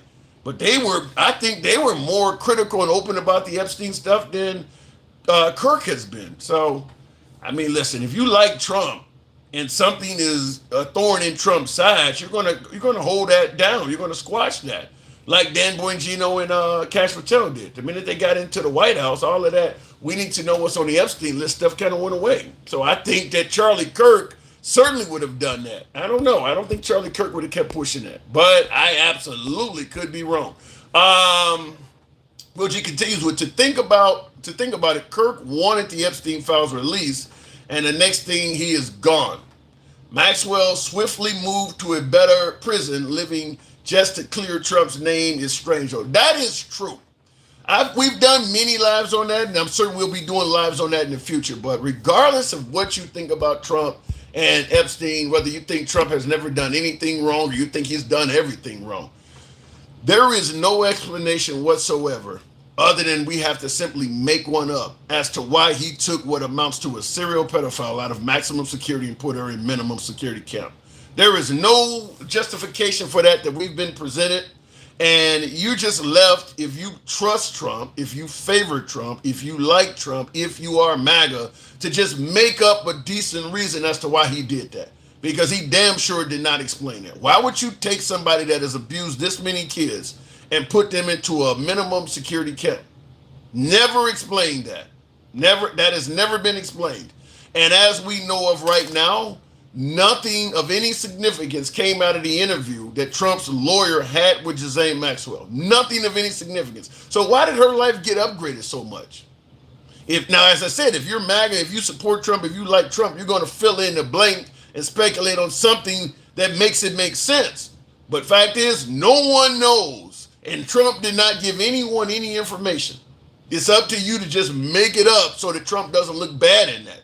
And I'm going to submit to you that if you know damn well, if you lean right, that if a liberal did some shit like that, think about all the liberals we complain about that, judges that let out criminals, like the one that took the life of the girl on the commuter train in North Carolina, how much attention that's getting. Or the Lincoln Riley, the fact that a judge let her kill her out. This guy just took a serial pedophile, moved in the ministry. If you really want people held accountable, that should be in the same category as these killers we're talking about. Why did you take a serial pedophile, move her into minimum security? And now you're talking about I don't know if I'm going to pardon her or not, but I could. I thought we were for justice. Just want to make sure I get that clear. I mean, what he did, at the very least, should be explained in great detail. Why did you upgrade the quality of this woman's life to that level of significance? Nick Fuentes has a big following that hates Charlie Kirk for not being far right enough. Fuentes wants a white paradise. I didn't know those two had a beef. Nick Fuentes and Charlie Kirk. I did not know that. I did not know that whatsoever. He could also be jealous because Kirk was a rising star and Fuentes was not. Thank you, handsome, Majin, Boo. Says, Tim, good afternoon. Great to see you. Happy, crazy Sunday. Appreciate what you are doing. Hope to see you on NBC or Live Nation. Also, I tried to spread your program, but it's hard. Please fix the glitching on YouTube. Thanks. I might have to get some stronger Wi-Fi. I didn't know it was glitching. I'll see what I'll do. I'll do something about that. Thank you. For anybody who shares the live or, listen, I get criticized. I can take criticism. I got very thick skin. I often suggest it's thicker than an alligator on dry land. So you can be critical. And if you want to, share the program and bring in some more of my favorite insultants, feel free to do so. We can take it here. What you says, the right yucking it up on all the death on the left and the school shootings. As soon as they lose a limb, the world has to stop now. Yeah, I do not understand that. Why children losing their lives in schools get such a small amount of attention, yet Charlie Kirk is getting massive amounts of attention. Listen, I know he was far more well known and things like that, but we are talking about children going to school and never coming home, and they barely get thoughts and prayers. I mean, there's just a stark difference between how we're treating the loss of Charlie Kirk versus kids in school. Answer Major Boost says, hate starts hate. Trump is leading us in the wrong direction. That's why we are so divided, and it's bad human beings. We have to get away from social media. I don't think we have to get away from social media. I think we have to get away from division, divisive leaders. And there would be nothing wrong with Trump coming forward and saying, we need to unify for the sake of peace and sanity in this nation. What happened to Charlie Kirk is horrible. Anybody making fun of it, that's going to be between you and your maker. But what you're doing is horrible, and you need to understand this man's family is going through hell because of it. But we need to unify. The problem is Trump gives divisive messages following it. So I don't think it's social media. I think it's we voted for division. And it's not like Trump kept it secret. He was pretty clear. If you elect me, I'm going to be divisive. Now, many appreciate the TikTok cap. Buckeye 404. Appreciate that. Thank you. And many would suggest that the division started with Obama. The division maybe started with Joe Biden. Some might even go back to George W. Bush. Regardless of where you think the division started, is there anyone that believes once Trump got reelected, his goal was to end it? It doesn't matter where it started. We got whoever is currently leading this country, it's their job to unite us. Is there anyone that believes that that is his goal, is to unite this nation? Blaming a president from past is not going to solve anything. Even if it's true to blame it, even if it's accurate to do so, that doesn't solve the problem. You guys, Charlie Kirk was the best man in the world. Damn. He just didn't care about Gaza children, and he doesn't care about the kids that Trump has probably molested. Damn, this ended bad. The kids Trump ended molested, and he doesn't care about us black people. Wow, Mia. I thought I was starting out on the right foot. Let me go back to the box. That went bad real quick. Thank you for your input, though. No, at this point, Trump was the tip of the spear. And no matter how bad we get, we are still one nation. Let's say you want to add under God, whatever you want to say, but we're still one nation. We have not been through anything yet that we cannot survive and that we have not survived historically.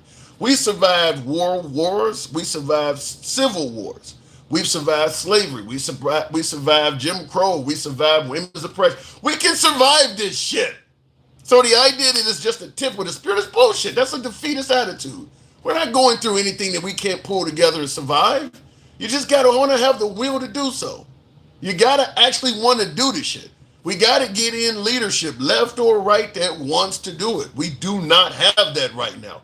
Until we do that, we don't have any hope for this becoming something of unity. You got to get leadership that thinks division is wrong. We don't have that right now. We have leadership that thinks division is currency. Going back to the box, we'll continue on with Mike. Good evening, Mike. Welcome to the program. Will G says Nick Fuentes hates the yarmulkes. Wow, I know what that means. Hold on, Mike. Says Nick Fuentes hates the yarmulkes. He wants women to shut the fuck up and black people in prison and everything will be right in the world. According to him, he wanted Kirk in a tank. Damn, Nick Fuentes doing all that. Why ain't the right saying anything about that? Mike, good evening. Appreciate those TikToks, Buckeye. Thank you. Mike, good evening. Well, you asked the question, why aren't they saying anything? When do they ever say anything about any of this shit? You know, so funny. They love the division. They stoke the division. They want the division. And then all they do is cry about it. They're always talking about the left crying, but they're the ones crying. They don't want anybody to say anything that's factual that makes them uncomfortable. Like Charlie was a fucking racist. Simple. Well, I'm going to ask you the question that I get undoubtedly anytime somebody says that. What the hell did Charlie Kirk ever say that was racist? Well, shit. Where do you want me to start? Well, first of all, not only is it racist, he's a liar. When he says things like prowling blacks are going around hunting white people for fun, he says it's a fact. No data to support it. He says it in the camera. I played it on your show about 2 or 3 days ago, didn't I? Yeah, you did. Didn't I? Here's the question. Here's the question about that. Go ahead. But here's the thing. But here's the thing.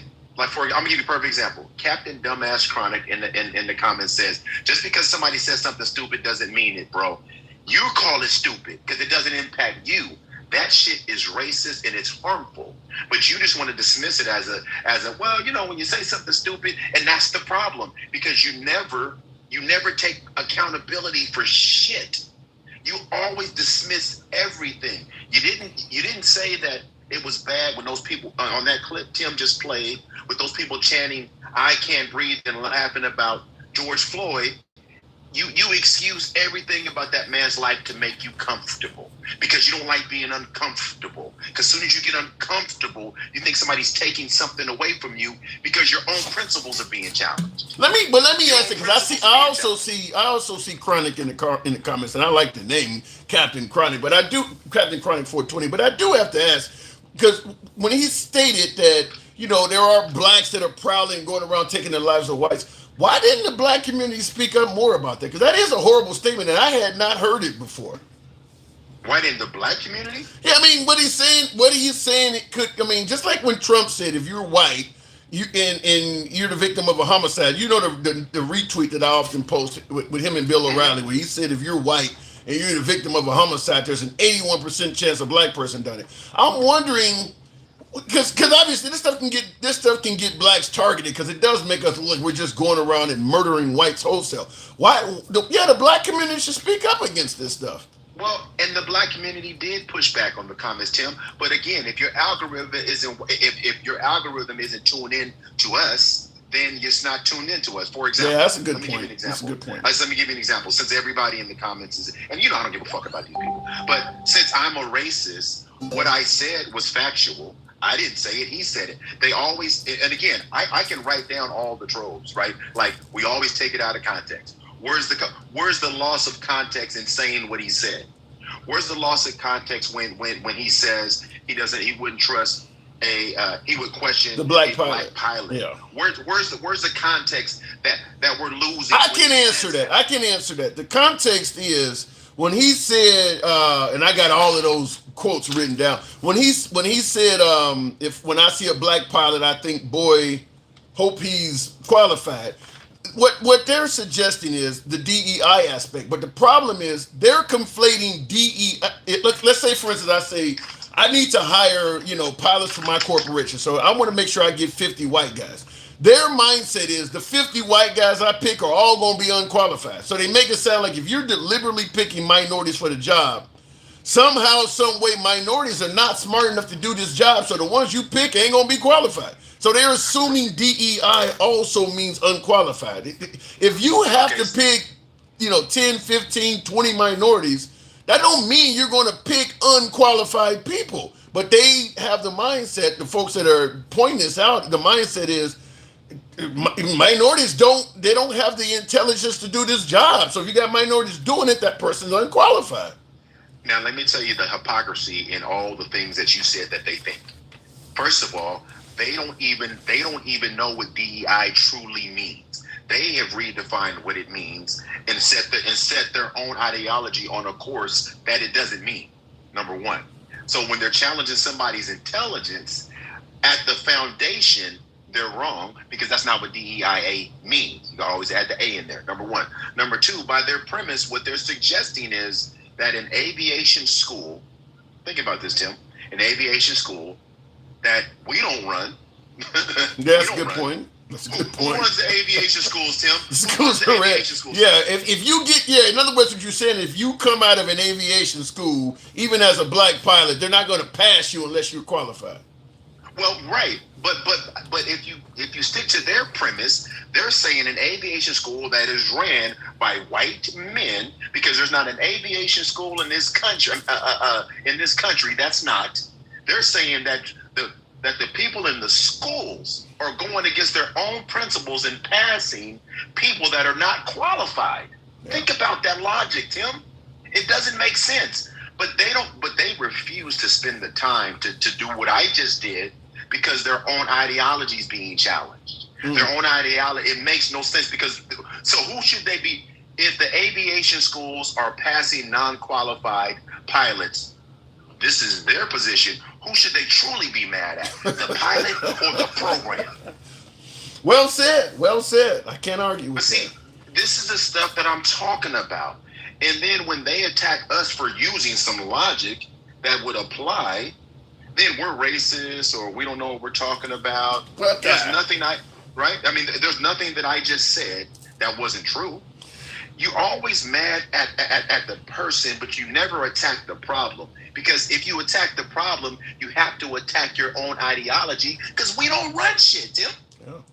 Yeah. I mean, like I said, here's my take on it. Like what he said about, I wonder if the pilot is qualified or whatever. It would make he would have a little bit more ammunition, no pun intended, but he would have a lot more ammunition if you could show airline industries known for hiring unqualified African American pilots. I mean, like we pointed out in the program before, there have been a hell of a lot of commercial airline crashes throughout American history. How many of them had a black pilot in it? I mean, how many times have you heard of a TWA or a Pan Am aircraft, and neither one of those airlines are even in existence anymore?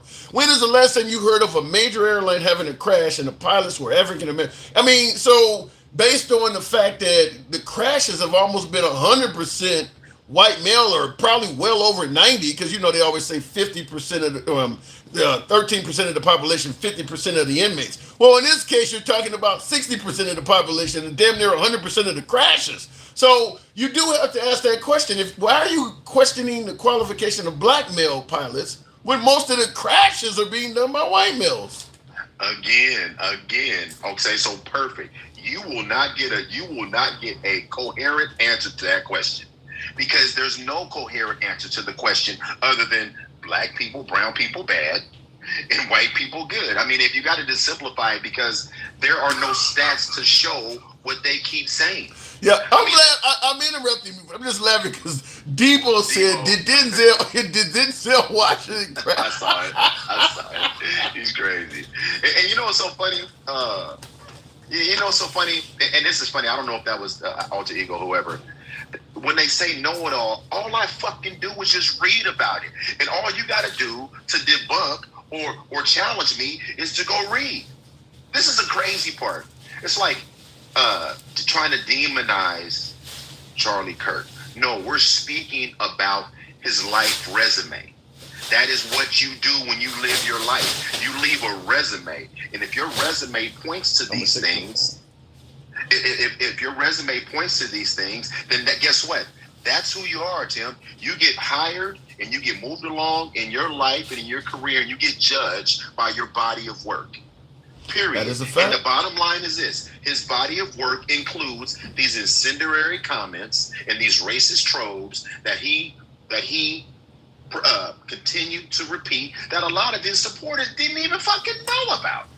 Or they ignored them. Now, if you say you support Charlie Kirk, there's nothing I've said that you shouldn't already know. Is that a fair position to take, Tim? Well, yes. I mean, Charlie Kirk had a ton of speech. I mean, there's a lot. The guy did a lot of speeches. There's gonna be things about him people don't know, even if you really like him. I don't know everything. I don't know. Nobody does. Nobody does. I doubt if his wife know. I mean, the guy don't talk to thousands of people. I doubt if even his wife know everything. No, I'm not saying every single word. What I'm saying is you have to understand his ideologies are based and rooted in this racism and this bigotry, because the things that he's saying are racist and they're bigoted. Now, not all of them. Not all. I mean, everything. Go ahead. I didn't say all, but what I'm saying is you can't excuse this body of work that he has and say that we're trying to frame it in a way that's making him look bad. These are his words. Everything that I said, Tim can pull up a clip and play it. Everyone. Yeah. And those are the ones that we know about and that we've seen. But you have to understand who supports him. If he was such a good guy, again, Tim, I said it about Trump. If he's such a good guy, then answer this in the comments. If he's such a good guy, why is everyone outraged from a far right wing, either white nationalist or white supremacist camp? Why are they all outraged if he was this Christian and he was for everybody? Because they're not. Don't be too loud. Yeah, I don't. Right? Yeah, I don't like the guy, like the video of the guys talking about white men fight back and all. I don't understand why they would be outraged because I mean, obviously he lost his life at the hands of a white man, so I don't know why they would see that and start yelling "white men fight back" as if something other than a white man took his life. Some of it is questionable.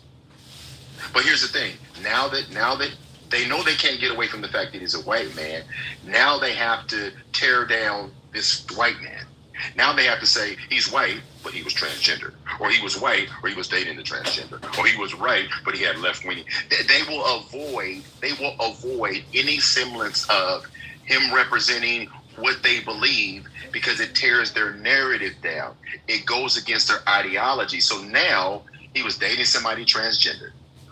Who gives a shit who he was dating? But you know what they you say who gives a shit. The reason why because you have to. I mean, Trump done already blamed this on the Democrats before we knew who the killer was. So they're trying to fit that narrative. As I told, I think it was Denkel. I said you got to liberal the guy up a little bit. He doesn't fit. You know, we've been saying that the Democrats are responsible for the loss of Charlie Kirk. This guy, you telling me the guy we got comes from southwestern Utah and he's. You know, his family is pastors and shit and pro-police and pro-guns. I need something more liberal. Find something on this guy, okay? His roommate's trans. I need more. We got to liberal this guy up. That's what's happening.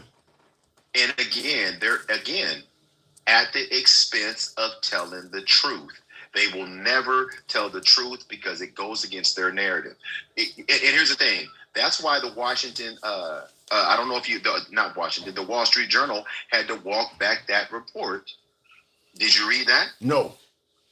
So the Wall Street Journal, just Google it. Wall Street Journal has to walk back their reports about, what was written on the ammo and the transgender shit. Yes. So the transgender roommate is not true either? The Wall Street Journal put out a report and said all of that stuff was premature and they hadn't confirmed it. Just look it up. Okay. Well, I got a few other things I want to run before I do that. But the thing about it is that we need to find out where it came from. Again, this is the problem, Tim. People say, "Yeah, I'm a know-it-all," but I just read it. I just read it. I just read this stuff and I go find this stuff and I go, "What do you know? What do you know?" And again, because they're moving too fast to try to keep their narrative, like you just said. They're trying to liberal them up. Yeah, they're trying to liberal them. And I see in the comments, Handsome Major Boo says Charlie Kirk was not perfect. Colin Powell was a great legend, not Charlie Kirk. Well, Colin Powell wasn't leading enough concern. Well, yes, he was in the military, but maybe there was something different about Charlie Kirk as opposed to Colin Powell. Keep going.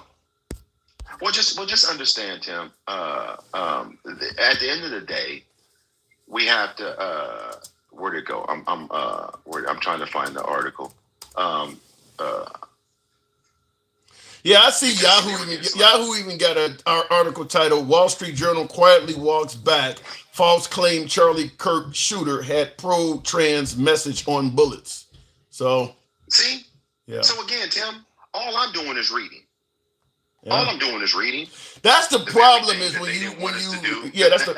problem is when you put these sensational statements out there, they get front page, and then when you correct them, it's in the back page. So just like a good example, I got corrected the other day. I think it was Gangsta Grandpa about the notion that the birther theory started with Hillary Clinton as opposed to Trump about Obama. Apparently, that ain't true. Is that Trump is the one that made it up that Hillary Clinton started the birther theory. There is no evidence that Hillary Clinton ever was saying that Barack Obama was born in Kenya. Started with Trump, and then when Trump got held accountable for it, he said Hillary Clinton started it. And I can't find any evidence that Hillary Clinton ever did that. Tim, 90% of the shit that they say, you can't find evidence to support it if it's not on their far-right platforms. Yeah, and I looked for it because I was also blaming Hillary Clinton for the birther theory. I looked for it. I cannot find it. Trump is the only one that's ever said that. I cannot find it. So sometimes, like I said, it makes front page news when you say it. When you correct it, it's in the back page and nobody hears about the correction. They don't. Exactly. Nobody hears about the correction, but they don't want the correction. See, here's the problem. They don't want the correction. I know Pizzagate loves me in the comments because he's always calling me a racist. I'm a know-it-all racist. But the funny thing about it is funny. Yeah, fuck you, Jeremy, because we were on a live earlier today. Jeremy told me I never cite my sources. Now, Tim, you just saw what Jeremy said. I rarely cite my sources. The one you just gave me, I was able to... And when you gave me, I was able to cite it myself. So you don't need to cite it if I can look it up and find it my damn self. I'm JT, and I made. So I actually found it myself. So I got to move it on, but I'll give you the last word. Just give me the last word real quick. Now, mind you, I don't give a shit about all these people because at the end of the day, they're frustrated because they want everyone to not feel the way they need to feel, right? They want us to like laughing when people are laughing at Charlie Kirk, but they don't address the laughing that they've been doing over the years. When Senator Lee, you remember when what was the lady in Minnesota? I always forget her name. The one that just got unalived 2 months ago. Her and her husband. Melissa Hortman and Tom Thorman. Okay, yeah. Do you remember when was it Senator Mike Lee made a comment about, that's what happens with Marxists, and they just kind of make it okay.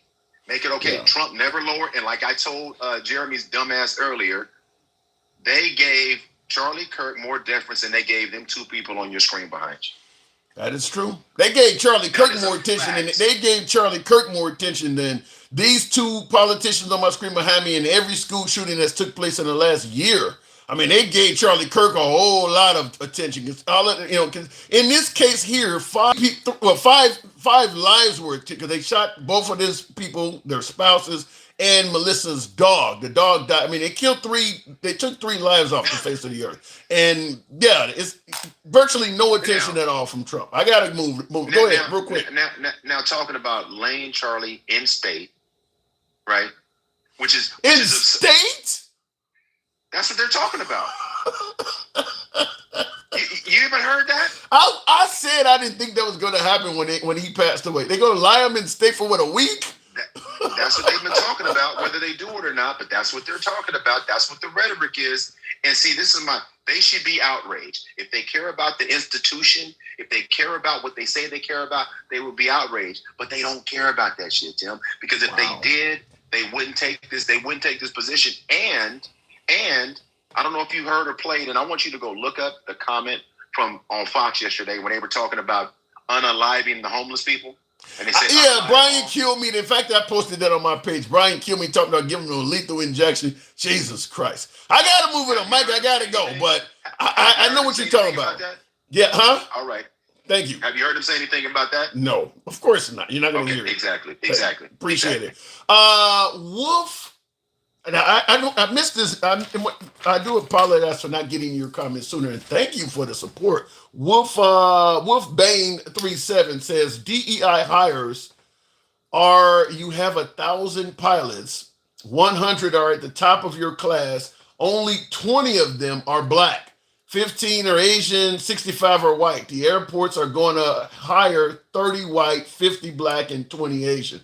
Yeah, I get what you're saying. You're saying that they're going to hire a disproportionate, if you're doing DEI, that means you're going to hire a disproportionate amount of minorities, and you're doing it deliberately.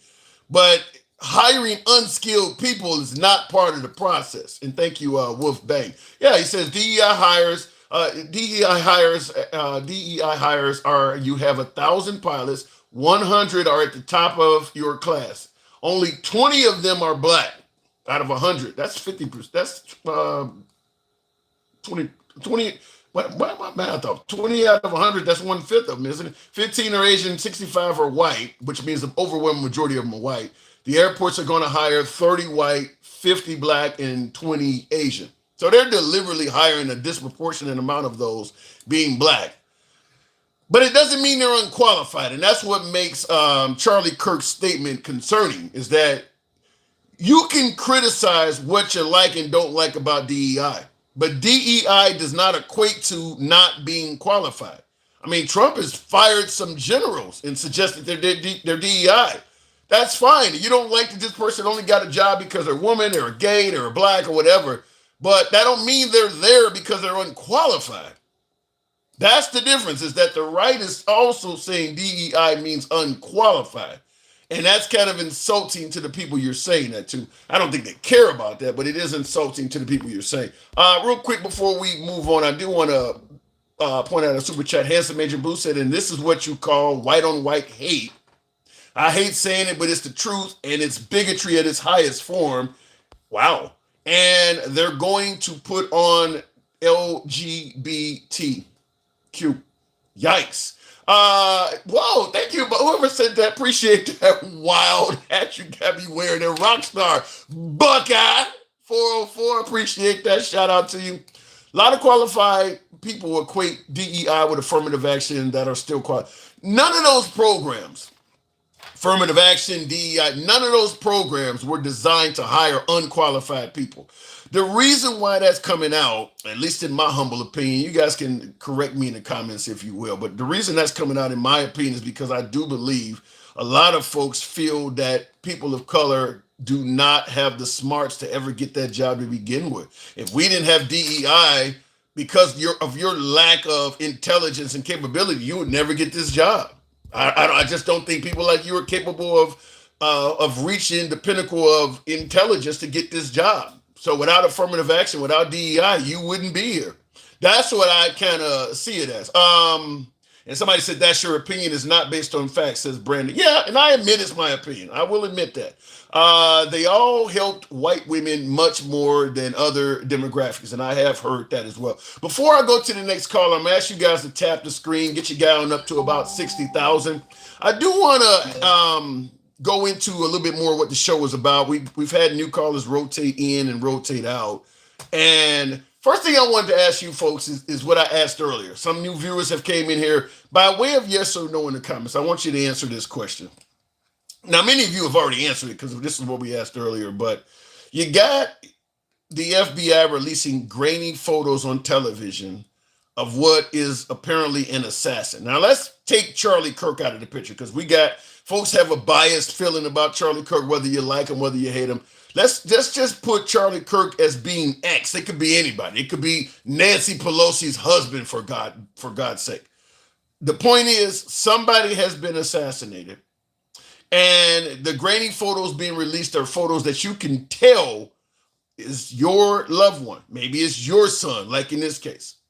You know who this person is, but it's clear by the photos being released and them giving a $100,000 reward for you turning them in or information.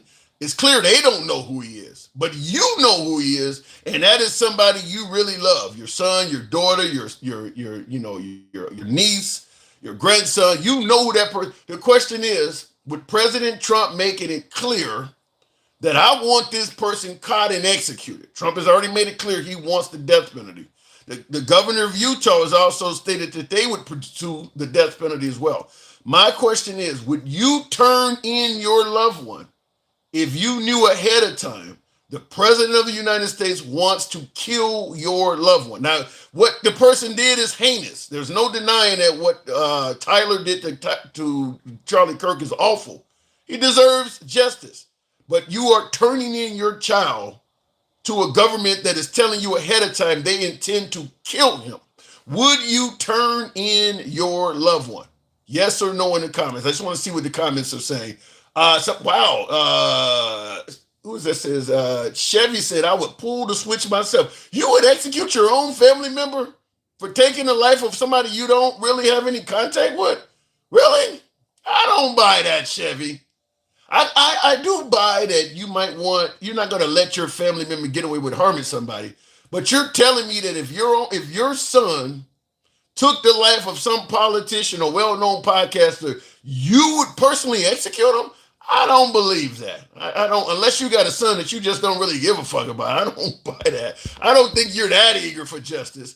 Absolutely, you must pay for this, says David. Listen, a lot of folks would make them pay for it, but just like I said, I'm bringing it up because, like I said, I would pardon my son. I would pardon my son if I was Biden too. Yeah. All right, fair enough. I mean, you are turning in your own kid. That simple as that. You're turning. And let me ask you this: do you think Trump would turn in his? If it comes out now, obviously Don Jr. and Eric has not murdered anybody, but let's say they did commit a financial crime.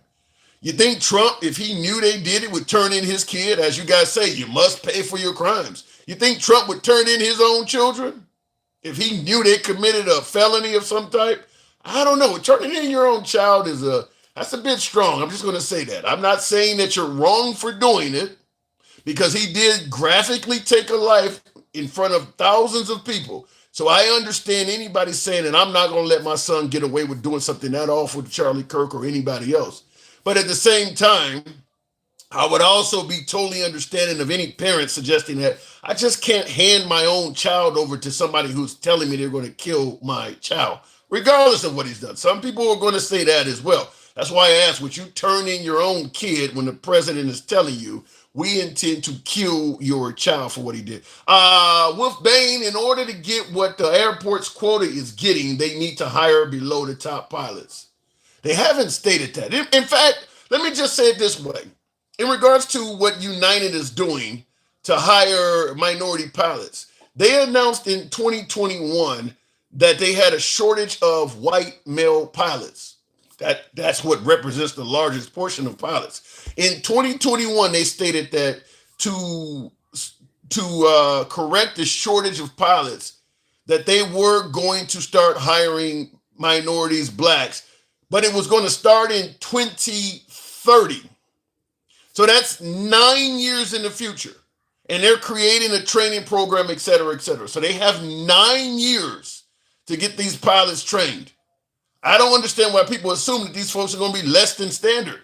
You got 9 years to train black pilots, bring in new ones, and evaluate them, et cetera, et cetera. Why is the assumption out? If they said they're going to hire just a bunch of pilots, let's just say we're going to hire, we need to hire, we got a shortage of people that want to be pilots, and to squash the shortage, we're going to create our own training school, and we're going to hire 1,000 pilots, and there's only 500 of them right now. So by 2030, they're going to have 1,000 new pilots. You wouldn't assume that they're going to be unskilled. Why just simply adding the word black to it all of a sudden makes you think, well, these people ain't going to know what they're doing. If they had just said we're going to increase the hiring of pilots and we're going to bring in a bunch of new pilots and they're going to be white, I don't think Kirk or anybody else would have thought, well, that means some of these people ain't going to know what they're doing. But for some reason, because you specify black, now suddenly they may not know what they're doing. That's why people are saying that comment is suspect. Rally Boondock said, I quote, don't snitch. It's got to be hard to snitch on your own kid. I get it. It's got to be hard. Let me go and play what we're talking about now. We're talking about the notion of what happened to Charlie Kirk is deplorable. Whether we're talking about somebody taking out his life or liberals and folks even making fun of what happened to him. All of that is wrong. There is no denying that. I'm not going to pretend. I don't have any justification for it. I'm not going to make excuses for it. Anybody celebrating the death of anybody else, what you're doing is not only wrong, but it's deplorable. But I'm going to play these clips for new people that just started watching, because I'm going to submit to you, celebrating the loss of life is nothing new.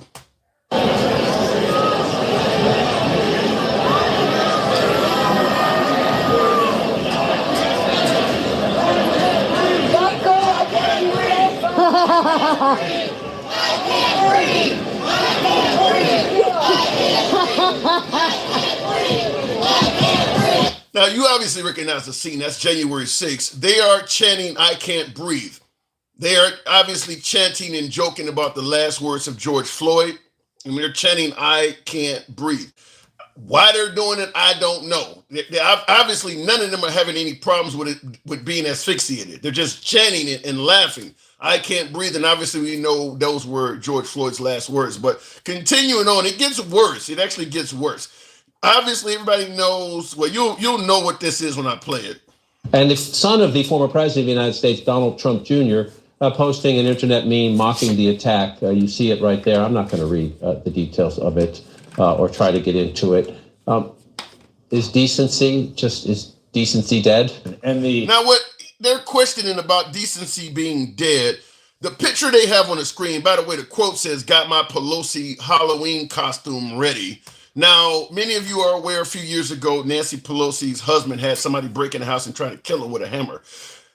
This is what Don Jr. took to social media and posted, a picture of a hammer and underwear, because Nancy Pelosi's husband was in his underwear in bed when the person broke in his house. He went downstairs. The guy had a hammer, hit him over the head with the hammer, breaking his skull, trying to kill him.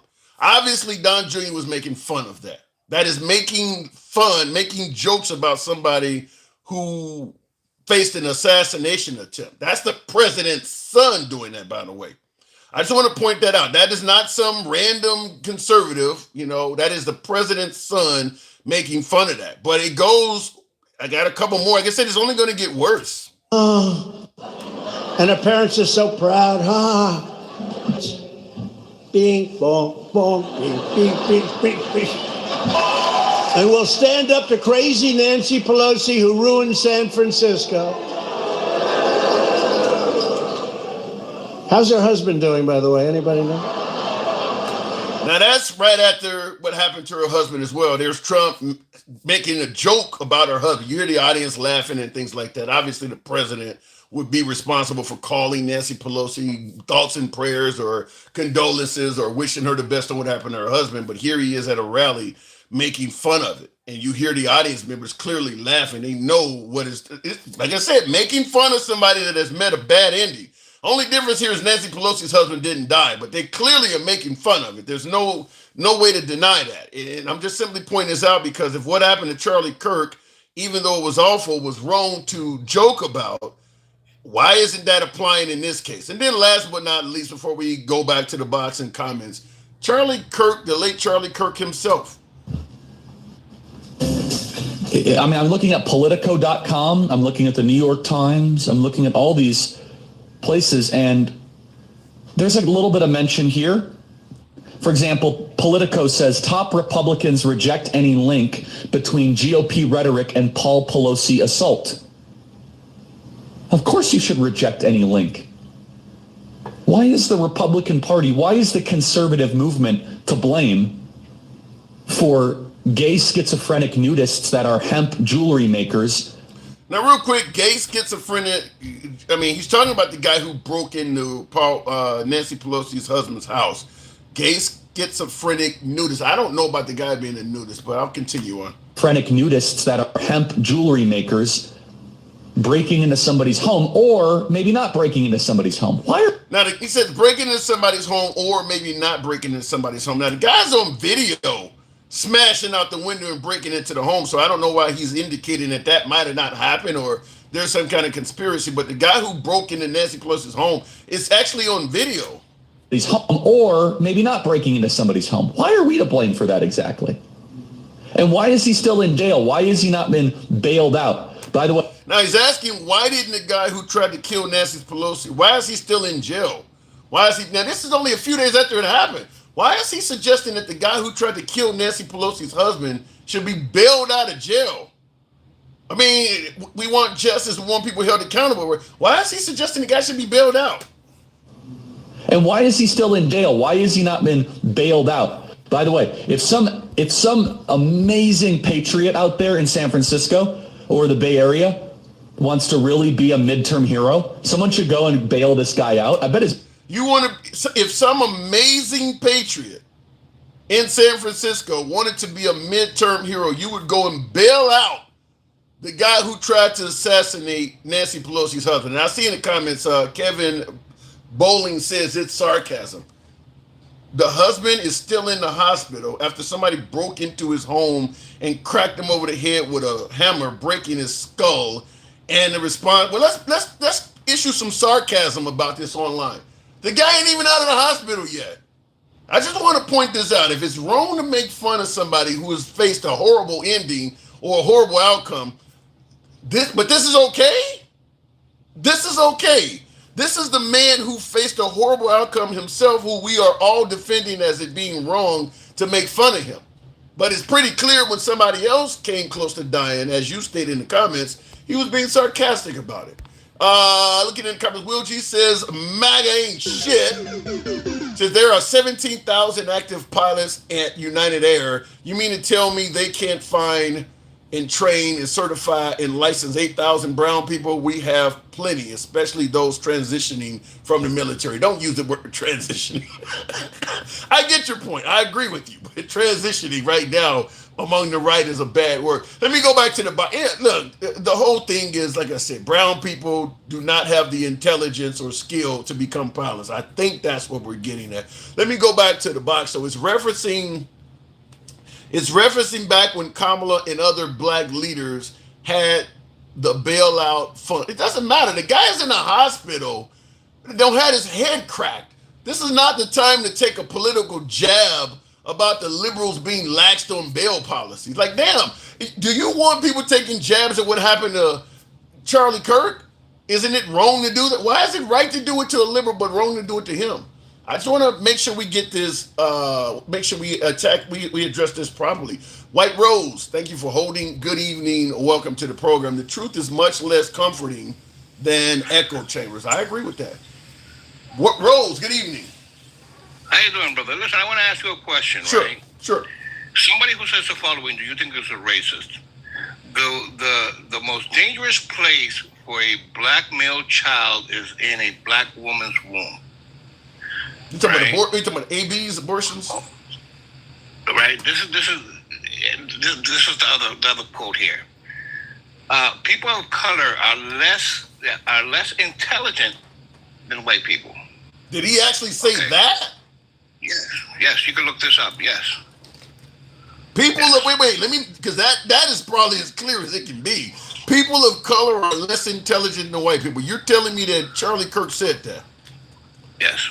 I've never heard that. Wow. I'll send you the video when I find it. I promise I'll send you the video. And I see somebody say rules for thee and not for me. MAGA logic. I see that. Will people of color are less intelligent? I'm gonna send it to me, but I want to, because that to me is I can't imagine anything more of a slam dunk than that. But keep going. Listen, this man built an empire off of racism. It's plain and simple. Sometimes, and I don't agree with anything that happened to this guy. Okay, I wish to God that he was still alive. But sometimes when you send hate into the world, you get hate back. Yeah. And this is what happened. This man espoused hate with black people, Asian people, Jewish people, black people, brown people. So what is it that you expect? You expect for you to be racist as fuck. Because a white person, me as a man of color, a white person can't tell me what's racist and what's not racist. Come on now. This man, you know. I'm not finding your quote though. I'm dying to find that quote. I'm looking at it. I'm not finding that. I'll find it. He did say prominent black women like Michelle Obama didn't have the brain processing power to be taken seriously. He did say that, and that right there is also questionable, but he did say that. Right. And it's odd that he would say that because Michelle Obama went to a Ivy League college and he dropped out. So, I mean, but he did say that. I don't know what to tell you. This is just crazy. I don't understand how people who have never heard him speak and never seen one of his videos could support exactly what he's saying when it's his words. His own words got him unalived. No. Okay. You can't. But yes. Let me just say this. First of all, we don't know why the assassin did what he did. He's still refusing to cooperate, so we don't know why he did it. But my guess is you're probably right. I mean, Charlie Kirk, other than his words, he ain't really known for much else but what he said. So probably, but you admitted at the beginning of the conversation, and I agree with you that words are never a reason to take somebody's life. No, they're not. They're not. But if you throw out hate into if I come over and I constantly am hating somebody and they get stressed out about it for whatever reason, right? Then people are going to react. You have to be held accountable for your words. Yeah. You know, words. But how do you hold them? You can't do it with an assassin's bullet. Well, no, I'm not saying with an assassin's bullet, but you know, sometimes when you do evil, or sometimes when you say evil comes back to bite you in the ass. That is true. Yeah. It's that plain and simple. It's that simple. It's no harder than that. Okay, I don't know why this guy assassinated him, but you know, this man has said since he started Turning Point some really messed up shit about black and brown people. There's no going around it. Wait a minute. What about the notion? You know, he was joking and he was this and he was that. But how do us as brown people and black people take it? Well, I don't think they care about that. What I was going to ask you in regards to what you said is, what about the notion that when you hear the clips of Charlie Kirk, that all of that stuff had nothing to do with racism or hatred to black people? It's just that a bunch of people are taking all of that out of context. That's bullshit. That's total bullshit. If you say something like the most dangerous place for a black male child is in the womb of his mother, you don't think that's racist? You don't think that saying, "Oh, that somebody's less intelligent than you," is racist? You don't think that saying, "Oh, black people are 13% of the population but commit 90% of the crime"? You don't think that's racist? I'll just say, listen. I never like to call people racist. I'll just say this, based on what he said. I would say, and I'm being kind here. He definitely appears to have a low. He has a low image of African Americans. He doesn't view African Americans in high esteem. He thinks that we are problematic to society. Right. I mean, I don't know. It's. I mean, I'm sad for his family, his mother, his father, his wife, his children. But you cannot come over and constantly do hate, because there's some crazy motherfuckers in this world. There's all to it. There's some crazy people in this world that they may have often for no reason at all. Yeah. I mean, we don't know. Well, Tyler, the guy who did it, threw his whole damn life away, and his life ain't gonna last much longer. Kind of like Ving Rhymes in what was the movie he was in? The Pulp Fiction. The rest of your short life. I mean, this guy ain't gonna live much longer. Yeah, I mean, I find it crazy, right, that the right is blaming the left when there is no evidence at all that anybody on the right would do this. And yes, I understand that some people on the right are laughing at this and making fun of this, but you have to also remember that what he has said about people. Now, those people that are on our side, they're pieces of shit. That's all I can say. They're pieces of shit. Because nobody should end their lives like that. Yeah. But there's a reason why they're doing it. Because if he wouldn't have said all this bullshit of black and brown people, this would have been a problem. I mean, to tell you the truth, I think if this man would not have espoused so much hate and he was a normal, average person, that he could have done way more with his life. Yeah. But you also he definitely had a huge following, but made him millions and millions of dollars. Yeah, but the problem is, and somebody on Instagram, you were requesting to come up. We were about to bring you, but you dropped. But the problem is, if you preach unity as opposed to division, I don't think you would do as well as Charlie Kirk did. I think he was so successful because now you got Elon Musk and all of them talking about they're going to take care of the family. His wife and kids were set for life, even though he already had left a nice nest egg behind. They're going to really take care of them. But it's the division sells. Yeah, it sells pretty good. Yeah, division sells. We have been working. Now, America has been working on pure hate for the last 10, 15 years, and right now we're in a boiling pot of water that's getting ready to blow. That's the way I see it. Because the right has said really negative shit about the left. The left has retaliated, and we're in an impasse that it seems like we're living in two different fucking nations, not one America. Yeah, hang on. I just want to respond to a comment. Lag player, I think it says player says, or lag play says, I don't see any of these people saying he's racist going to colleges and talking to kids. Well, because the stuff we're talking about here, I don't believe comes up in colleges. I didn't follow Charlie Kirk myself, but the little portion of him I saw, I thought he was just a conservative that was doing really good for conservative causes and was really good at debating. Most of the videos I saw, he was kicking the ass of people he was debating against. All of this stuff, that these questionable quotes, I had never heard of before. So that's probably why college kids were not saying he was racist. They ain't heard this stuff either. But keep going there, Rose. Yeah, I mean, I don't even know what to tell you. All I can tell you is that if it got to the point that he thought his life was in danger, he should also have some more security. Okay. Yeah. And I mean, I bet you that this man was getting tons and tons and tons of threats. I don't know. You think so? I don't know either. I mean, it could have been. I mean, he could have been. He could have been, definitely. Yeah, I mean, his security guard, if you look at the video, because I've seen the assassination video, it's over there on his phone. I'm like, what are you doing? Yeah. Wow. It's just crazy. I mean, I don't know what else to tell you. I feel bad that he was unalive. I feel bad for his family. But again, when you send out hate into the world, and if you want, go to every clip that Charlie Kirk had. And if you don't think that he's a racist, listen, I'll delete my account.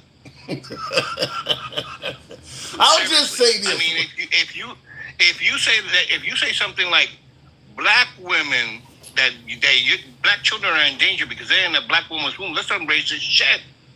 If you say that Michelle Obama is less intelligent than you, that's some racist shit. If you say it about freaking Barack is almost a freaking genius, and you're smarter than him. No, I don't think so. I don't know if saying you're smarter than Barack Obama is racist or you're smart. I don't know if it's, I mean, it might be conceited or narcissistic. I don't know if that's racist because there's probably black people. I mean, my guess, if you talk to Tim Scott or Larry Elder, they would say they smart. Or Byron Donalds, they would say they smarter than Michelle Obama. Why didn't he say it to Trump? Why didn't he say it to Mike Lee? Why didn't he say it to another one of his white counterparts? Then that's a different point. Now you're getting somewhere. You're getting somewhere. Why is it that he hasn't? Because there's some dumb people in the Republican Party. I'm sorry to tell you guys. Now you're doing the same thing you just said is racist, though. So if the person you're talking about in the Republican Party is white, that would make you a racist. No, but I'm not saying that. I'm just saying that it's the truth. I mean, look at they think it's true too, but they think it's true too. Yeah, I don't know. All I can tell you, if his only target was black people, right? And he didn't say, "Oh, well, Donald Trump's kind of fucking dumb," and he didn't say that, "Oh, Senator Kennedy, who's dumb as hell, is dumb," or anybody. Then that's some racist shit. Yeah. I don't, His target was not other white people. His target was migrants. His targets were people, brown people. His targets were black people.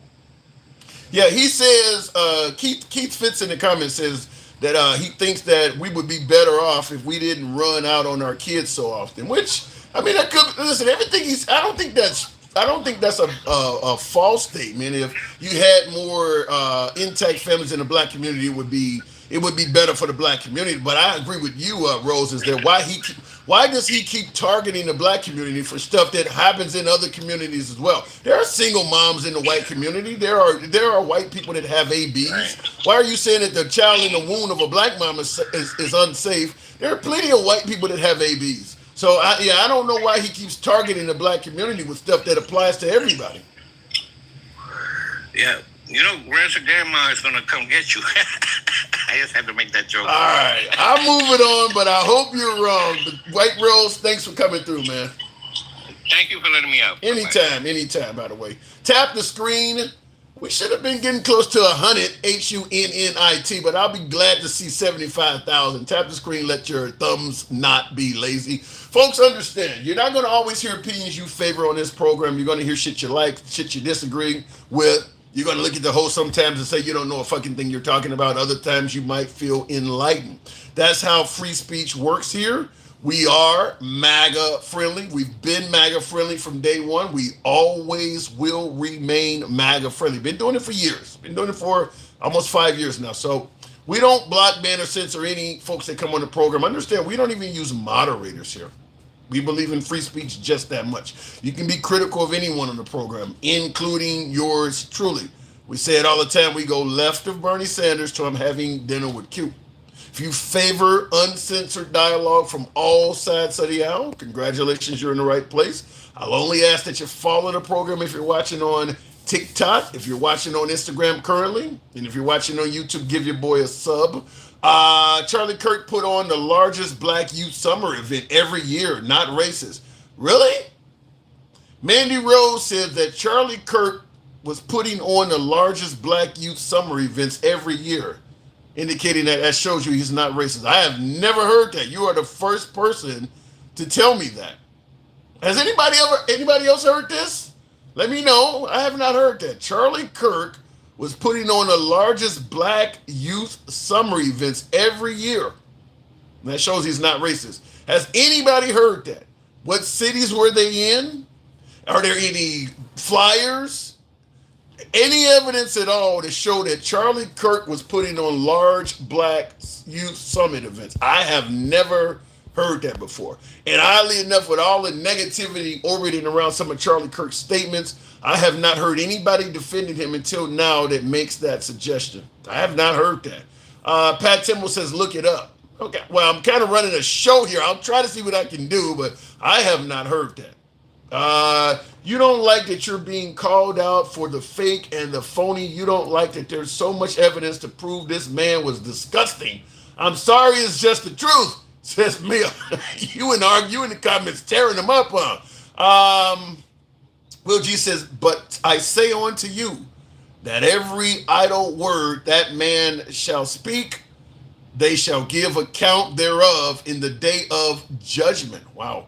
For by thy words thou shalt be justified, and by thy words thou shalt be condemned. You should be able to understand the language. Sounds biblical. Probably it is. Wow. I'll read it again. But I say unto you that every idle word that man shall speak, they shall give account thereof in the day of judgment. For by thy words thou shalt be justified, and by thy words thou shalt be condemned. I'll let you guys have it as it is. That's strong words there, Will. Continuing on, tap the screen. Matthew 12, 36, 37. Straight biblical. And I see Portia McCullough totally understands it. Wow. That's strong. That is strong. I don't know, like I said, I'll just say this before I continue on, and I do see Bipolar Bear. Bipolar Bear. If 5% of Asians were single mothers and 70% of Brazilians were single mothers, should we say single motherhood is a problem for both? No, but that don't mean you ignore the 5% either. I don't know what are those numbers accurate though? Are 70% of African American mothers single moms and only 5% of white moms? I mean, are those numbers? That's a big disparity. I'd like to know if that's actually accurate or not. But no, you don't ignore the 5% either. If you think an intact family helps things out, then you want an intact family everywhere. But here's my issue though. And I don't think everything Charlie Kirk said was racist or even wrong, because an intact family does make things better for the family unit. Most cases, unless one of them are abusive or something like that. But you do want to keep families intact. The problem I have is, why is this guy offering so much criticism about the black community? What is the goal of it? Do you have a lot of black friends and associates? Do you hang out in the hood? Why is this is kind of like you see folks living in rural Alabama or southern Florida constantly talking about the crime in Chicago when they've never been. Why are you so focused on this? That's what I would ask Charlie Kirk. Why are you so concerned with what's going on in the black community to that level? Are you doing anything, as somebody said, a youth summit event? Are you doing anything to help the community out? Or is your goal to just sit back, observe the black community and criticize the hell out of it? Even if your criticisms are true, is that what you just plan on doing? I'm going to find all of the flaws in the black community and I'm just going to keep pointing them out to everybody. Is that the goal? Because I don't see where Charlie Kirk has been doing a lot in terms of outreach or assisting black families. I'm just going to sit back and say and point out the shit that's wrong with him and tell everybody.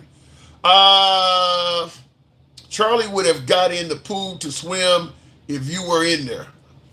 And I would appreciate him doing that.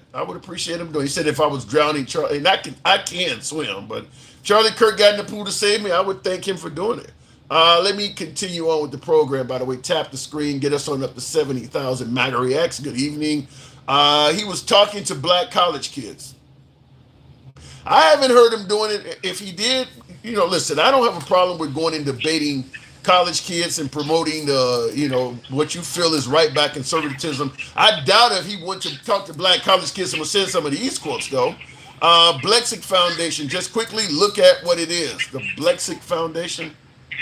Let's see what I can find. Magari X, good evening. Hey, what's going on? Not much at all.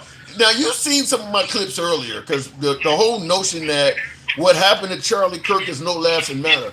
Why is it that there's so much from folks like Trump, whereas he laughed about assassination attempts of others. And you got an echo in the background. There's some noise. Damn it again. Yeah. All right. Again, he wasn't the Pelosi. It's the Pelosi video that you guys keep bringing up. Yeah. And that video pisses me off because, that situation pisses me off because we had no idea how bad it was for like 3 months. When did the attack happen? I Googled it. It was October 28th. Okay. When did the video of the attack actually get released where we saw that the guy was trying to hammer his head in? Guess when the video was released? When was it released? January 28th. 3 months later. That's 3 months of. I don't believe that. I don't believe that's true. Pelosi was caught with no pants with some dude, I don't. and he had a hammer in his hand that we assumed he broke in with the hammer. So 3 months of not knowing what the hell was going on, that the guy was trying to actually kill him. We just heard a guy broke in, and Pelosi had no pants on. So that justifies Don Jr. taking to social media with a picture of underwear and a hammer.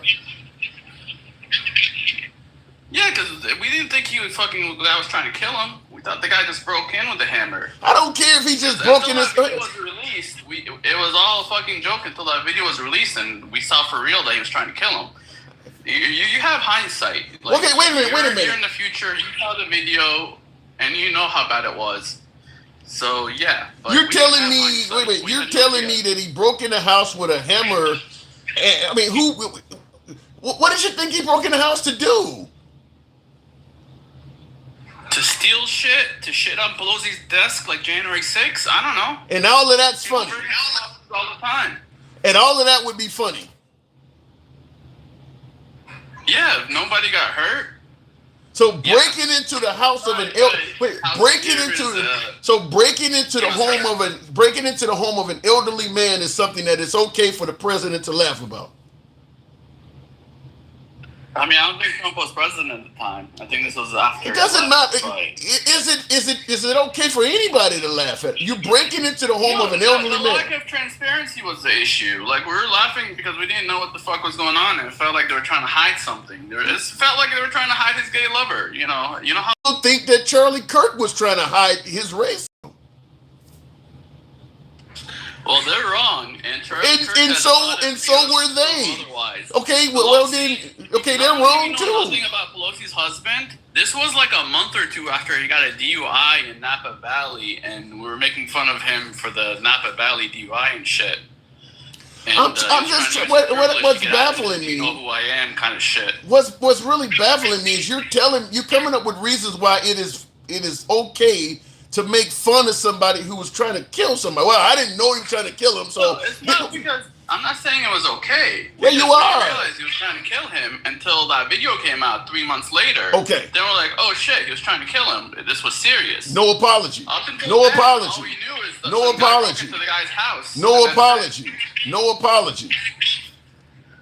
That's on people to fucking. That's on other people to do. But as far as I knew, and as far as most people knew, for 3 months we had no idea how serious it was. We just heard some guy broke in with a hammer. We figured he used the hammer to fucking the glass or something. We didn't realize he used the hammer to try to break the guy's head until the video of the cop cam came out. Let me just say it like this. No, you guys are like, oh, he was trying to. No, I'm gonna tell you why I don't. I'm gonna tell you. I don't. I flat out think what you're saying is not true, and I'm gonna tell you why.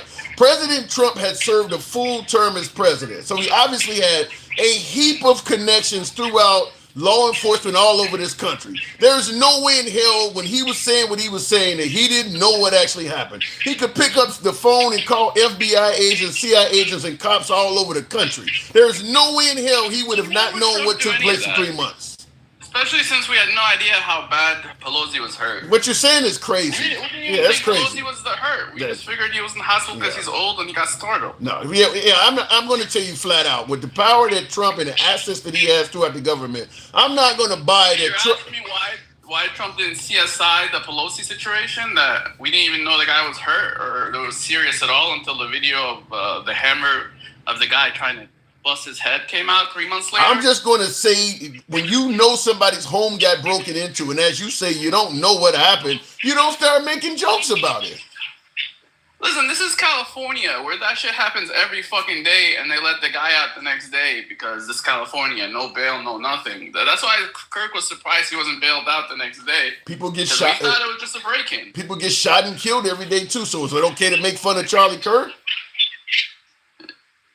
What? No. Again, what you're saying sounds crazy, man. What you're saying? What the fuck he was doing for 3 months, and we don't know what the fuck's going on. I don't buy that. I don't buy that the president and his son was in the dark for three months. I'm not buying that. I think what you're saying is a flat out lie. I don't buy that the president and his son did not know what was going on. That don't even sound remotely true. They got too much influence and power. President in 22. What? Trump was not the president in 2022. He had. Did you hear what I just said? You had served a full. You act like he would care enough. No, Trump didn't care. None of us cared because we didn't think it was an assassination attempt. We didn't think the guy was trying to kill him with a hammer. We just heard some guy broke into his house. And in California, that's every day. Yeah. They have fucking bums on every corner, and we're like, oh.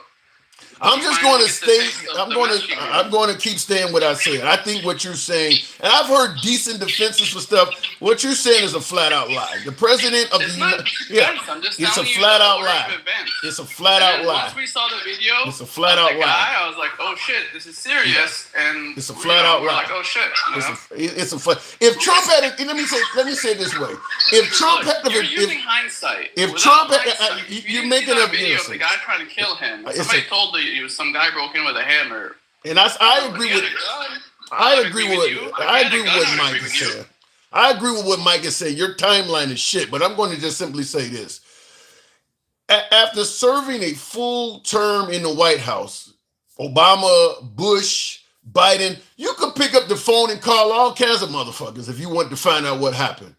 And there's no way in hell I'm going to believe when that happened, Trump was in the dark for 3 months, as you're trying to say. And he was just making comments without knowing what's going on. I don't buy it. I think what you're saying is a lie. You're a former president of the United States. You could find out anything you need to know. There's no way in hell he would not have known what happened to the Speaker of the House's husband. I don't believe that. Look, I'm telling you how I felt at the time, not how I feel today. You're not the former president. At the time, we didn't think anything was serious. And, we wanted to know more, but they were being fucking very, they made very quiet and fucking, they were quiet. They didn't tell us shit. They weren't transparent. They weren't on TV doing a press conference or anything. You're okay to stick with that. I'm going to tell you, right, we've had debates. That, I think what you're saying right now is a flat out lie. And then when you tack on. Look up the date of the video. I'm going to say what I did. You're trying to convince me. 3 months later. You're trying to convince me that President Trump did not know what happened to the Speaker of the House's husband for 3 months. That is a flat out lie. Trump. That is a flat out lie. Let's talk about Don Jr., Kirk, and the rest of us. I don't know what Trump did or did not. I don't think Trump cared. But no, wait a minute. He was at home chilling. Okay, then if you didn't think Trump cared, then I want to play this clip for you then. I want you to explain this. Up your and the parents are so proud. Bing, bong, bong, bing, bing, bing, bing, bing. And we'll stand up to crazy Nancy Pelosi who ruined San Francisco. How's her husband doing, by the way? Anybody know? So they're laughing at him too, saying it. So why is he doing that? Yeah. What's the date of that video? What's the date of that video you're playing? When was this? This video, I don't know what the date of the video, but the path you're going down is stupid. Look at the video date, right under the video. What's the date? This video says it's only for 1 year ago. This video goes way back before that, though. But this video on here, it just says 1 year ago. I hate when they do that. No. And I don't have the link of the video, but I bet you that happened before January 28th, 2022. Yeah. I'm just going to... Like I said, we had no idea how... This could have been after a Napa Valley situation. This could not even have to do with the actual break-in. Yeah. To me, what you're doing is just coming up with a reason to apologize for what Trump said. If he had came forward... No, hang on. Hold on. If Trump had came forward... No, hold on. Hang on. Hear me out. If Trump had came forward and said what I did was fucked up at the time, I didn't know what was going on with this man, I apologize, you and I would have a conversation. The fact that once you do something wrong and you don't apologize, I'm not going to make up your apology or excuse for you. If you're not man enough to apologize for something that's clearly wrong, then I'm going to assume you did it intentionally. You making up reasons. Supposedly, I don't even think was even hurt. Do you Was think he he even should? hurt? The Do hammer you didn't think even he touch should him. have? Do you think Like, him we and his had no son? idea the guy was trying to kill him. Do you think him and his son should have apologized for this? Yeah, I always think Trump should And apologize. because I they told you every didn't, fucking time. It's one of okay. his biggest like flaws that he never apologizes for anything. And because they I've said that didn't, 1,000 times with you. and because they didn't, how should people take it? That they don't care, and that because he wasn't hurt. So just let him say whatever he wants. Then I'm not even defending their current situation. I'm just telling you, you're using hindsight to judge them. Yeah. It's like when we debate January 6th, you're like, oh, why didn't they have all the evidence I have today on January 6th? Guess what? Nothing was looked into at January 6th. We didn't know a lot of shit. I'm not a fan. I'm not a fan of. Yeah. I don't believe anybody should be hurt for simple free speech. But I'll tell you this: the way you're defending this is what can lead to that.